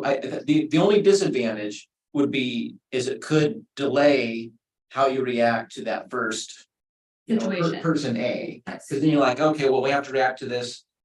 We need to think of a site. So it may be a good idea to have some sites in your back pocket so you're prepared, even though it's not specifically identified in the order. So, Or perhaps we could later on discuss other possible sites and pros and cons of those sites with not stopping you guys from what you need to do to get things in order. that's right, 'cause we have till July first, Right. basically. And we could probably even squeak it in our, well, we usually cancel our first July meeting, and we will this year, so we need to, probably the third week of June. Got 2 months. It could be the first emergency ordinance we do in a while. Right. Yeah. And we have that authority. Well, this probably will be. Yes. I think that too, like John said, we could actually, if it came down to somebody claiming that, we could do an emergency order. But just one little point, it's similar to other things that we do in our code with differences in ordinance and resolutions, where ordinances establish authority, much like a water rate will say, well, has the water utility says will establish, and it shall have a rate, the rate shall be established by resolution. Every one of our utilities and fees have that component into it. So we are potentially establishing authority with this ordinance. And then things that need to change, the code's gonna give us that flexibility to change if we build it into it, and a resolution or any other, whatever you want it to, actually. Exactly. When Go ahead. So I would prefer that we did have a designated place so that if our police or wherever encountered an individual who needed place to go, that our police could direct them to this space. If we don't do that, I think that it would be at the same time as we are passing an ordinance, if we do not designate a place, that we should already have a short list of properties rather than waiting until person A comes along. So if we pass the ordinance without designating a spot, I think we should already have a list that we would be prepared to. So if anybody comes up with an idea, throw it to John. John's gonna, he's our city manager, that's what he does, and he has the ability to reach out to us individually and take a tour of specific few sites in the next couple months. So if you have an idea, let John know, he'll pass along to other counselors. And that way, when we sit here in June, we can actually talk about it, which is perfectly okay if we do that too, so. I hate to have you in the middle of it, but that's what we have to do in this case. So there's 2 key points as far as feedback on this. Yeah. One, that the police should be the dictators of additional time, Yes, yep, and everybody's, yes, that came from Rick. Give them in like Well, 5 days isn't really 5 days, it's 5 days plus the 72-hour notice, which is 8 days. right? So the one proposal with 24 hours and a 72-hour, everything has a 72-hour notice on the backside of it, so. Actually, that's not correct. So just that's not the legal opinion. When you had it structured, or, and That's correct. You can actually ask somebody to move right away. You don't have to give them 72 hours notice. That's the reason why you define an established campsite is 5 days. As 7 days in a 30-day period without any warnings. They're not there established. Right, yeah, you should be able to move, you should be able to ask somebody to move immediately. Somebody should say, I pitched my tent, you gotta give me, now I'm here for 2 days. But if they're at the designated site for 5 days. So that's why the number is less than the 7. Yeah, because it's 7 days to establish, huh? Is that what That's you're saying? what's gonna be interesting. Yeah. Okay. But you guys have really thought this out quite a bit, and it's very apparent, and again, thank you for, there was a couple, you said 2 things. So there was the discretion of extension to the police, and then.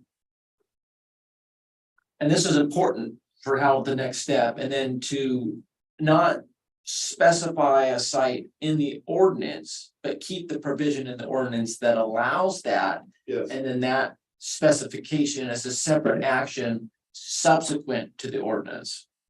After the ordinance, yes, yes. yes, that's what I I'm heard, thinking. that's what I heard. and I'm seeing most head nods. I'd have to see it Another- for it to make sense to me, I think. Okay, Yeah, I kind of gotta dumb this down a little bit. When we have the problem, we've got a place. Right? Yeah. essentially. We're not saying that we have a place now, we're saying that We if can. we need to, we can enact it relatively quickly to designate a place. And like John Okay. said, we're doing the ordinance and we always create resolutions to tweak the ordinance. Yeah, we don't select the place via the ordinance. The ordinance simply gives us the tool to do so. Yes, yeah. Okay, well, anything else you needed from us, Jacob? Some roll aids? Tomsky, I want to thank you. I know you spearheaded this and did a lot of work on this too. Thank you for your efforts in looking at all this. And it'll be interesting to see what the attorney, and I'm sure you'll have some input on it, tweak it just a little bit more. But it's really close, it seems like. And thank you. Thank you. All right. Well, we're gonna take our, Mohammed, I'm sorry. We have a We got break. a 10-minute break. I'll make it quick and brief. Sure, please, yeah. I took my break, so it's only fair. All right, we'll be back 4:15, okay? Or 4:14.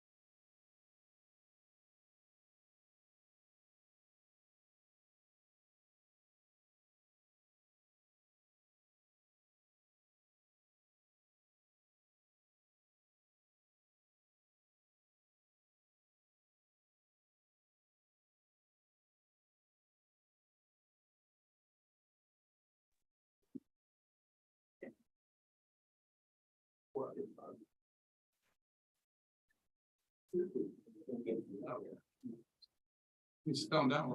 Okay. Are we, volume two, okay, so, we are back, we're a little recessed. And our next thing on our agenda is Riverfront and Downtown Parking discussion, our public works director, Mohammed there, I appreciate. Good afternoon, Mr. Mayor, council members. Yes, we talked about last council meeting and we have something in front of us already. Yes, sir. So the good news is, I'm actually coming to you with a good solution and it's an earth-tight solution with no drama or trouble. So last council session, we had a couple citizen concerns, including yours, Mr. Mayor, that were reported to myself and Public Works about parking issues. So immediately the next day, we have met and gathered our professional team. And we discussed location, opportunities, space, and what action items we need to take. Before you, you'll find a in-house design of the parking spots and lot that we picked. We talked and we talked about with leadership, where it will accommodate temporarily parking for the citizens of St. Helens and businesses and any other individuals who had an issue with the parking.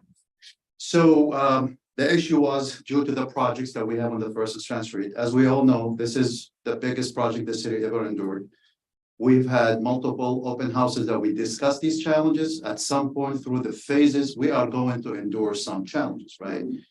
There will be hiccups here and there with parkings, but we're working diligently with the citizens and the community to address all these immediately as we go. Mind you, the project is moving forward into phases, so that is temporary situation. We're solving with this temporary parking. We lost about 9 or 10 spots over there, and we are accommodating the citizens with more than almost 100 parking spots with the new design. So after investigation, we have a good action in place. The layout in front of you that you see will show you the parameters of the parking. We have selected, as I mentioned, approximately 100 spots. Those are all according to the best standards. The parking spots are 9 by 18, which is a standard parking spot. And we have a fencing that is going to go up for safety and for parameters and protection from the Columbia Park where kids play. It's a 50-foot offset from that park, so there's plenty of safety room to accommodate that. This fencing, actually, we were able to really get a great solution for extremely cheap price, meaning this wouldn't cost the city barely pennies to put this up. Sure, it's not tall fencing. It's not very tall. It's a standard fence. It's not locked into the ground. It's going to be on surface, standard fencing. That would be basically placed for as long as we need it there. So it's very flexible solution. It's an excellent solution. And as I mentioned, we've had all the moving parts and places. The fence should arrive next Tuesday, the 25th. So we are also on some type of priority waiting list, or it could be earlier, but worst case scenario, next Tuesday, this fence will be installed. Weather conditions, unfortunately, have been a little bit tough because we are going to paint the parking spots that you see in the layout. Painting that with all the rain will go away quickly. We don't want to put anything permanent because this is going to go away. So once we get the fence on Tuesday, so I would expect by Friday the latest on the 28th to be operational. We have worked on printing signs and again put those signs to let everybody know this is a temporary parking. We've elected the hours from 8 AM to 10 PM. Any after hours overnight parking will be towed. No camping is allowed, no homeless, no nothing of that. And that should really relieve all the pressure that we've been receiving from all around city. Now, in about May, mid or end of May, I can tell you that the project of the first street will be moving towards this parking lot, meaning this temporary position will go. So this is really temporary. I don't want, hopefully, customers don't assume this is a permanent thing and it's going to be there forever. So it's a very active construction site. And then with that happen, obviously we'll open the parking back with Strand and we should be good to go. Any questions? So I talked to Mohammed a little bit about this and they're actually gonna bring in a few loads of gravel, and level it off and make it really nice. We have already done it. You already have it. It's already leveled, it's already leveled off, everything is perfect, all the spots that were not clear, they were done last week, next day after we spoke. Oh, perfect. Yeah. Yes. just on the communications front, where to get the word out, we're aging, Crystal is reaching out, they're doing more communications, and also they're for Globe News will have the updates on the newsletter, that people sign up for that, and then we're working with a video company to do some more, not just this issue parking lot, but just the downtown construction impacts and word out, gives people, options and it's gonna be rough. It's gonna be really hard on So just so everybody knows, our city administrator parked over there at free parking back behind today. And every day, yes, so, and watching over here from there, so. Just so you know that firsthand, ask them to look, if they're saying even this is full, whatever, ask them, have you looked behind there? several city. Really not that far of a walk, it's really not, in every downtown. So, there is parking available downtown. One thing I've seen that I just asked that we would be mindful of is, I have seen people say there's parking available over there. Somebody said, I'm handicapped, I can't walk that far, so just keep in mind that maybe some We can DE designate spots or something to make this. as you enter, yeah. Access. The closest. Yep, that's not a problem. We can highlight that. So we've highlighted basically all the parameters of the parking spot that you see in front of you, and we can designate at least a few spots at the entrance from the gate. Excellent work, any other questions for Mohammed? It's just That's the record thing. time. The time frame will really, we printed on really big signs that basically talks about what is temporary. The enforcement piece of it, obviously, that will become a police potentially. We don't enforce. We put signs, we put parameters, we build things, but Public Works does not enforce. We cannot go enforce. Now, we can, city administration can. We have a contract with a towing company, obviously, we can work that channel if we have to. I'm just not sure. Does the fence close at 10 o'clock or? Good question. We talked about that. We decided not to. However, we have the options to if that's something the city wants. Yeah. The problem with that, Cap, is if we close it at 10. Someone's inside when they get there at 10:30, right? Restaurant eating late, what do you do, right? They're stopped. Yeah. It would become a bigger problem, so. We would hopefully expect that this is up front, that people would respect the boundaries and. We might run into a couple cases here and there, but hopefully. Well, personally, I'll walk down and talk to some of the business. Hey, we're trying to be respectful. If you see an issue or a car overnight here, please.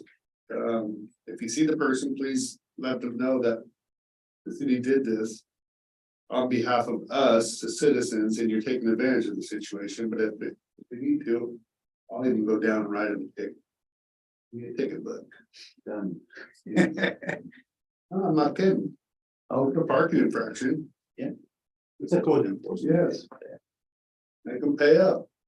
$25. Or totally. Yeah, or tow, yep. All right, thank you, Mohammed. You're very welcome. Thank you. That was fast. I could have probably let you do that before. I'll send you the bill. Thank you. Okay, draft request proposal for RFP for janitorial services. John? This is up to Kathy, so. Punt to Kathy. Since we've had the current service that we have since 2020. We've struggled with getting them to do the things that they're required to do and to do them well. And so we've just when everything went over to Buck. And Buck is experiencing the same thing. He and I talked about it and we asked if it was okay for us to go ahead and go for an RFP to see if there's anybody, maybe there's somebody local that can help. So I put the RFP together with the information from all the different buildings that we service and put that all together in an RFP, and that's what was in your packet.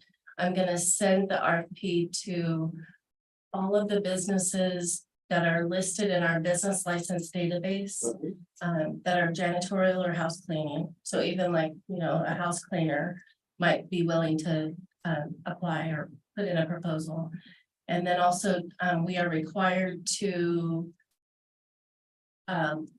consider the, they used to be called quality, I can't remember what it's called, it's QRF.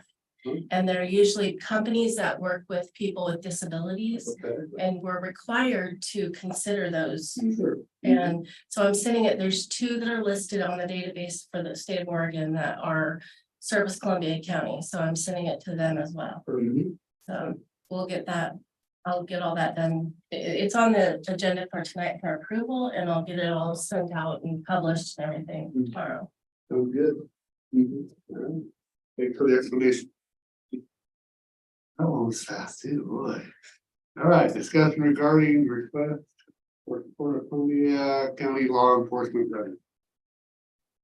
So this came to me and I know a lot of you got phone calls, and I know Council Berkeley asked that it be a discussion topic, and I felt it warranted a discussion over it. So, I don't know if you had a chance to look at the resolution that they sent us, they would like us to approve. For me personally, speaking, I wish there was some more information that we had prior to a phone call. We take law enforcement very seriously here.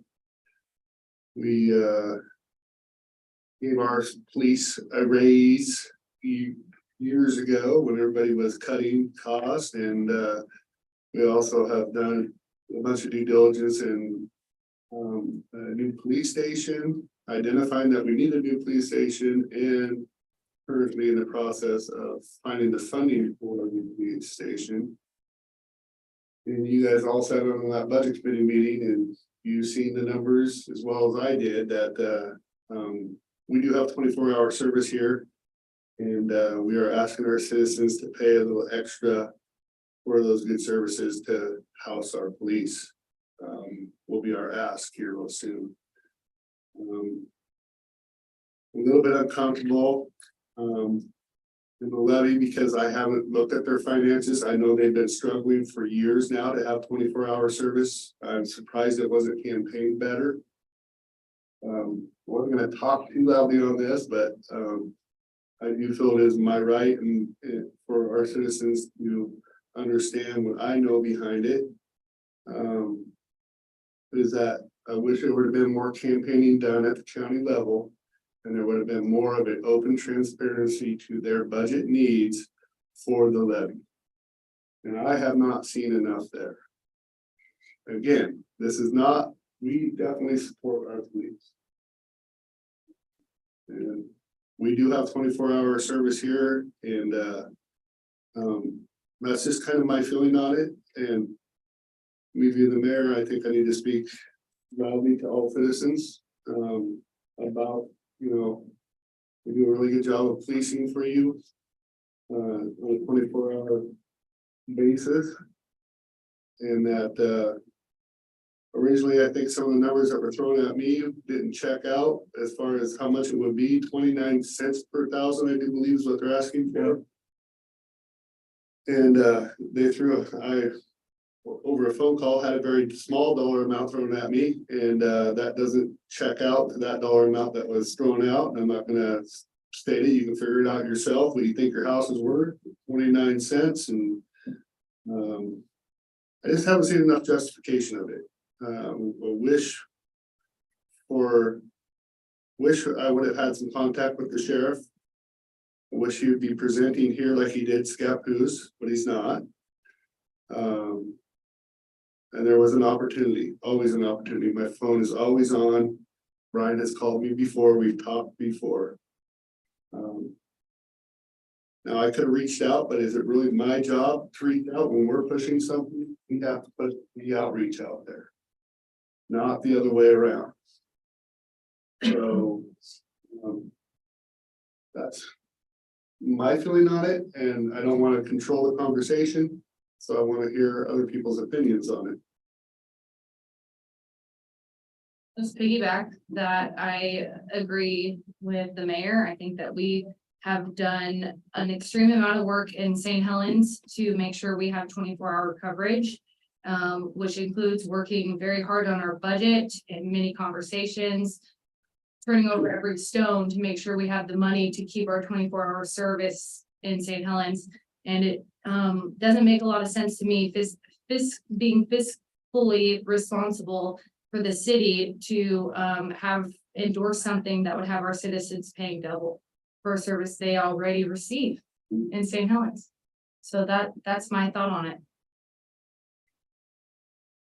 I have similar thoughts. I don't want it to come across that I think, oh, we're good and the rest of you are on your own, because I definitely support our police department. I support the sheriff's office and the good work that they do. But I just have some questions about the levy that I would appreciate the opportunity to ask the sheriff or representative from the sheriff's department. So I did watch the city council meeting where Sheriff Pixley presented to Scappoose, and would appreciate that same opportunity here. So again, would welcome that discussion from Sheriff Pixley or representative from the sheriff's office to come here and present to us and give us the opportunity to ask some of those questions. Similar concerns. I'm always, I usually don't have to even look twice when they're asking for money. I just, we need to leave.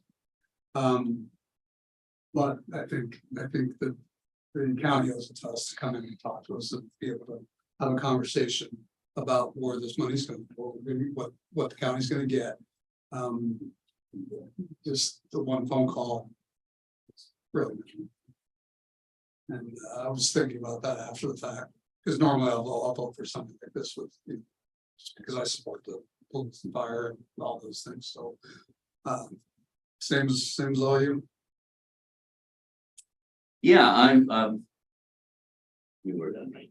Yeah. Like I said, and I'm done. Yeah, I usually when it comes to law enforcement and school, the school bond, usually pretty much a guaranteed vote support. My inclination is as an individual, as a resident of Columbia County, as an individual to support that, but I am uncomfortable, as some of you have expressed, by the fact that I knew the measure was coming up, and then seeing an email dated just a couple of weeks ago asking us to consider it, and without having the sheriff or representative come and present to us in a more timely manner so that we could have a good discussion and understand what's behind it.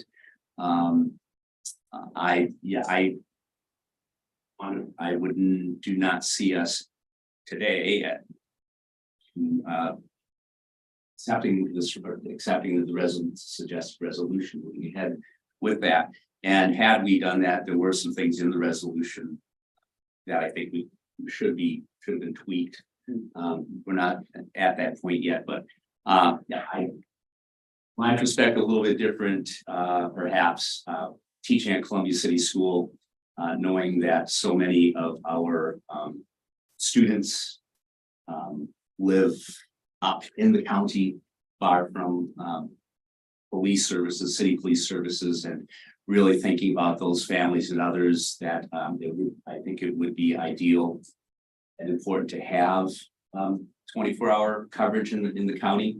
So again, that's why I am inclined. I support our local police department, our St. Helens Police Department, our Columbia County Sheriff's Department, and the good work they do, but I am not prepared to take an official stance without having had the opportunity to learn more, or even the courtesy to have come before us to.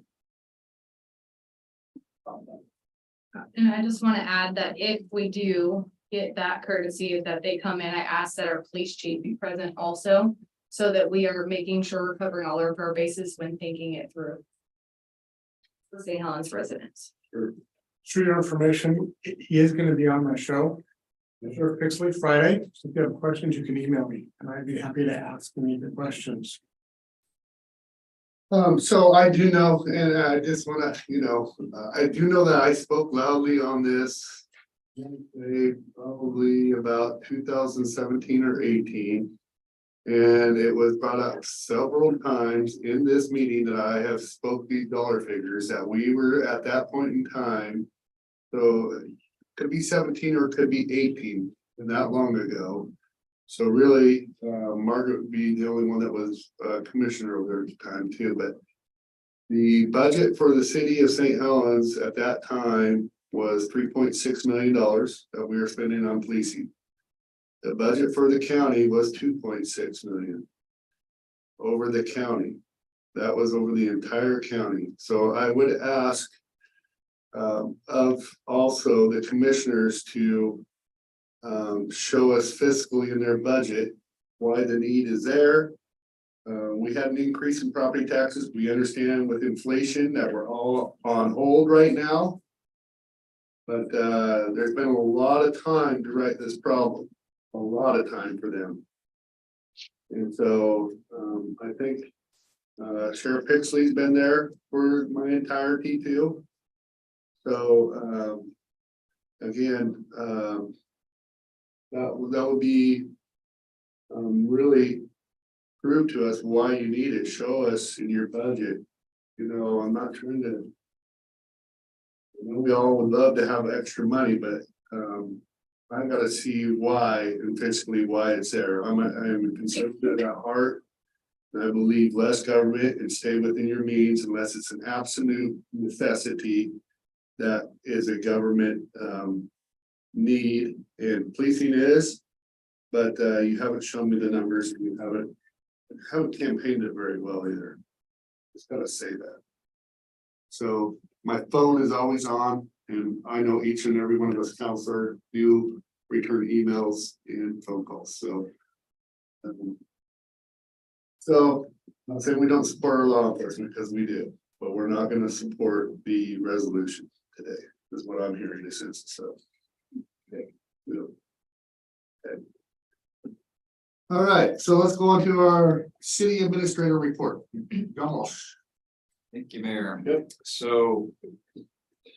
Just a couple things, and one of them's kind of a post-budget committee comment and reflection, talking about hardships and, struggling to find funding is what happened in 2008 and 9 and 10. Yes. 11 and watching how the city just pouring reserves each year, more and more reserves to the point where we were just, we had really super healthy reserves, and each year was like, oh, it's going to get better, and it didn't get better, and next year it didn't get better, and till the point where we just couldn't afford things. Every time we had those, but we weren't covering the foot over the pedal. It was both feet on the brake, to stop spending, and we lost 30% of our staff overall, 25%, or 25% overall, 30% the general fund.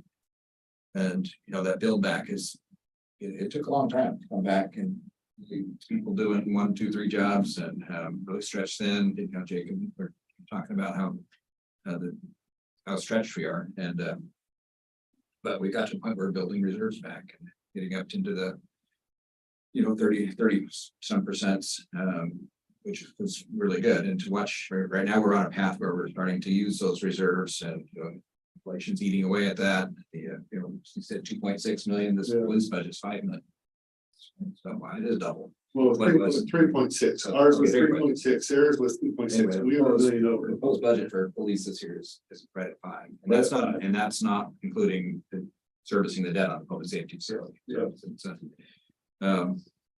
Things to be mindful of, because there's tough choices. Watching Alan resign from Makerspace and move on was that was hard to watch. He's done such a great job here. That's meaningful impact, but we have to use our resources wisely, and so. Also, moving on to the next thing, we still haven't got our final audit from the auditor. It's really frustrating. We had a hard time getting an auditor. We actually got zero auditors back last time, and we gave all the information early. We've been giving them everything they need, and they're so busy they can't get to it. And, so there may be some finding that comes of that to our report. On your social calendar, you've got tomorrow's the boards and commissions appreciation dinner. State. Also, the chamber dinner is coming up on May 5th, that Friday. Did reach out to Black Tie and Blue Jeans, and they're gonna send us information packet for the city, so we'll that. The other day we sent Carol Green off. Carol actually retired back in December, but 7 years since she worked back doing helping out. We needed her. We covered until we got Gloria in place, which is she's been a great fit. Really doing well with staff and got a.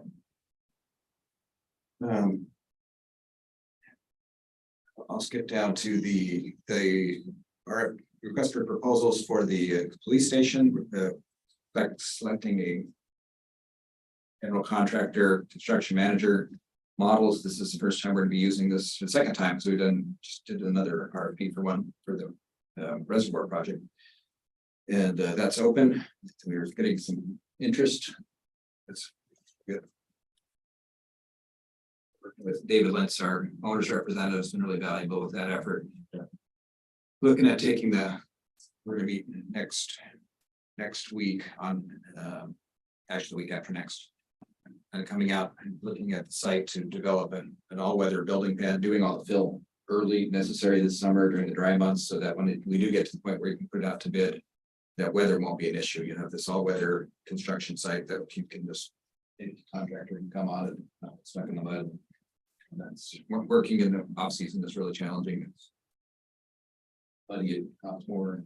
Will that be uphill of the site, or are we just gonna take out the old tank and? Oh, not the reservoir. Oh, I'm sorry. The public safety site. Oh, okay. Yeah. Right, no, that's, yeah, there's some logistics around that. We have our- yeah. It does have to- Sorry, sorry for the confusion there, but the the Riverwalk design is good, getting good feedback from social media. Papers. We've been working with the interpretive signage folks, Les Waters Museums, and closely tuned into stories we're intending to tell along the waterfront where things are. Yeah, I think there's 11 locations throughout the project. 3 of them will be in the first phase.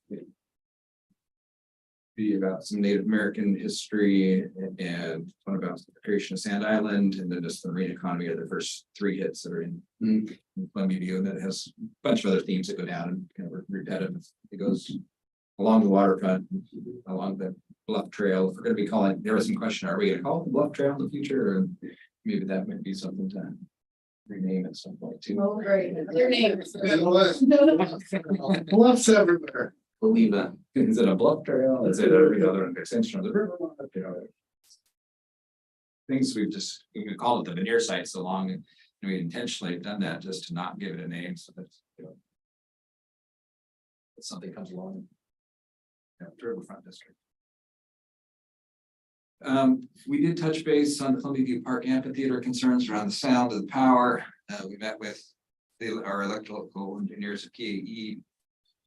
And just to confirm if there's sufficient electrical supply, and then also on the audiovisual component is the wiring right for plugging in cords and doing control panels and mostly yes, mostly everything's great. And there's some tipping point issues where you could either rely more on the band to have a central place, plug all their stuff and trip over wires, or if we can put these outlets kind of on the edges, and it makes it nicer and cleaner for them. And we're leaning more on making it a nice place to play and adding the AV equipment. The power's all there. There's sufficient power and amperage down there to run everything. Seems to be good. There might be a small scope change with the PV for that, but nothing of any significance.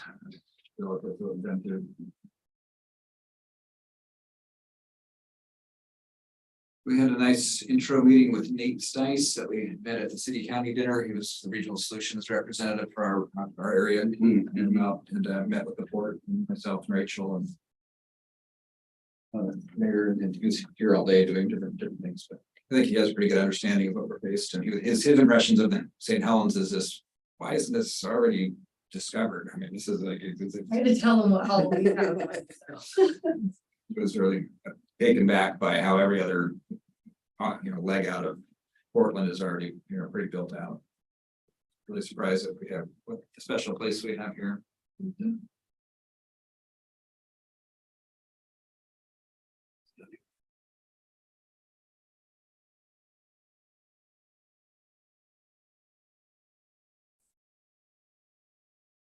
So just last night we've been typically this time of year when we do a timber harvest, we are out to bid by now. Because this is the time of year that the buyers are buying up their projects, but we gave Brent instruction to come up with a proposed sale for the Pinckney Road that comes off of Cannon Road up there. That is the sale. It's 83 acres, about 1.18 million board feet. It's a good sale, and I know there's some sense of urgency. It just came in last night, but if you want to either there's consensus here or work session action items, tonight's meeting just authorized to move forward with the sale. You're not making any actions. We're just going out for the recruitment. Back a month later to take a look at the bids and see if you want to do it. But it is kind of time sensitive because timber's up. Timbers up. Next year, there's new regulations going in that kind of impact the price. Yeah, remember 3%? Is it 15? Oh, that's right. That's why we. It's not a direct 15%, but it's But it's additional things you have to do there, add up to about 15%. If you want some, I think we'd like that on the action item later. Night, Kathy. Okay. so lastly, we have an executive session on the agenda next. And then we have the attorneys, there's an issue that just to accommodate the schedules of the attorneys.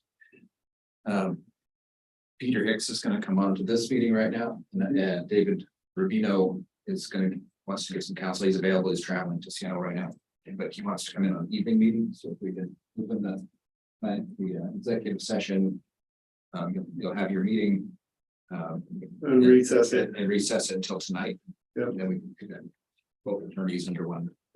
We'll do that very I'm gonna often. be virtual before, Okay. we have a quorum though, so. Yeah, David will. That's it. Okay, then I go back there. There we go. Quick question. Back through emails, and there was an email from John about the high school safe and sober party supporting that. Did we discuss that? You said we could discuss it 2 weeks ago. You could count. I mean. I don't know if we ever, you said you could discuss it at your next meeting, and I wasn't there if we ever did that. So what you could do is, actually, you could bring it up in your report if you wanted to, tonight. Then we'll discuss it. Yeah, anything like that, we can bring up and we can vote on too, if we need to. Just so every counselor knows, if you think you wanna, and you get somebody to say, make a motion and second it, it's up for vote, so. So the thought that I have about buying the Ferris, the. Ferris wheel. You can make a motion, yes. I think 10 million is a little high. Okay, so, what? Are we going into, okay, so I'm gonna go ahead and adjourn, but we will be going into, executive session under ORS 192.6602E. For real property transaction and H consulting with counsel potential litigation. And so we will go ahead and adjourn.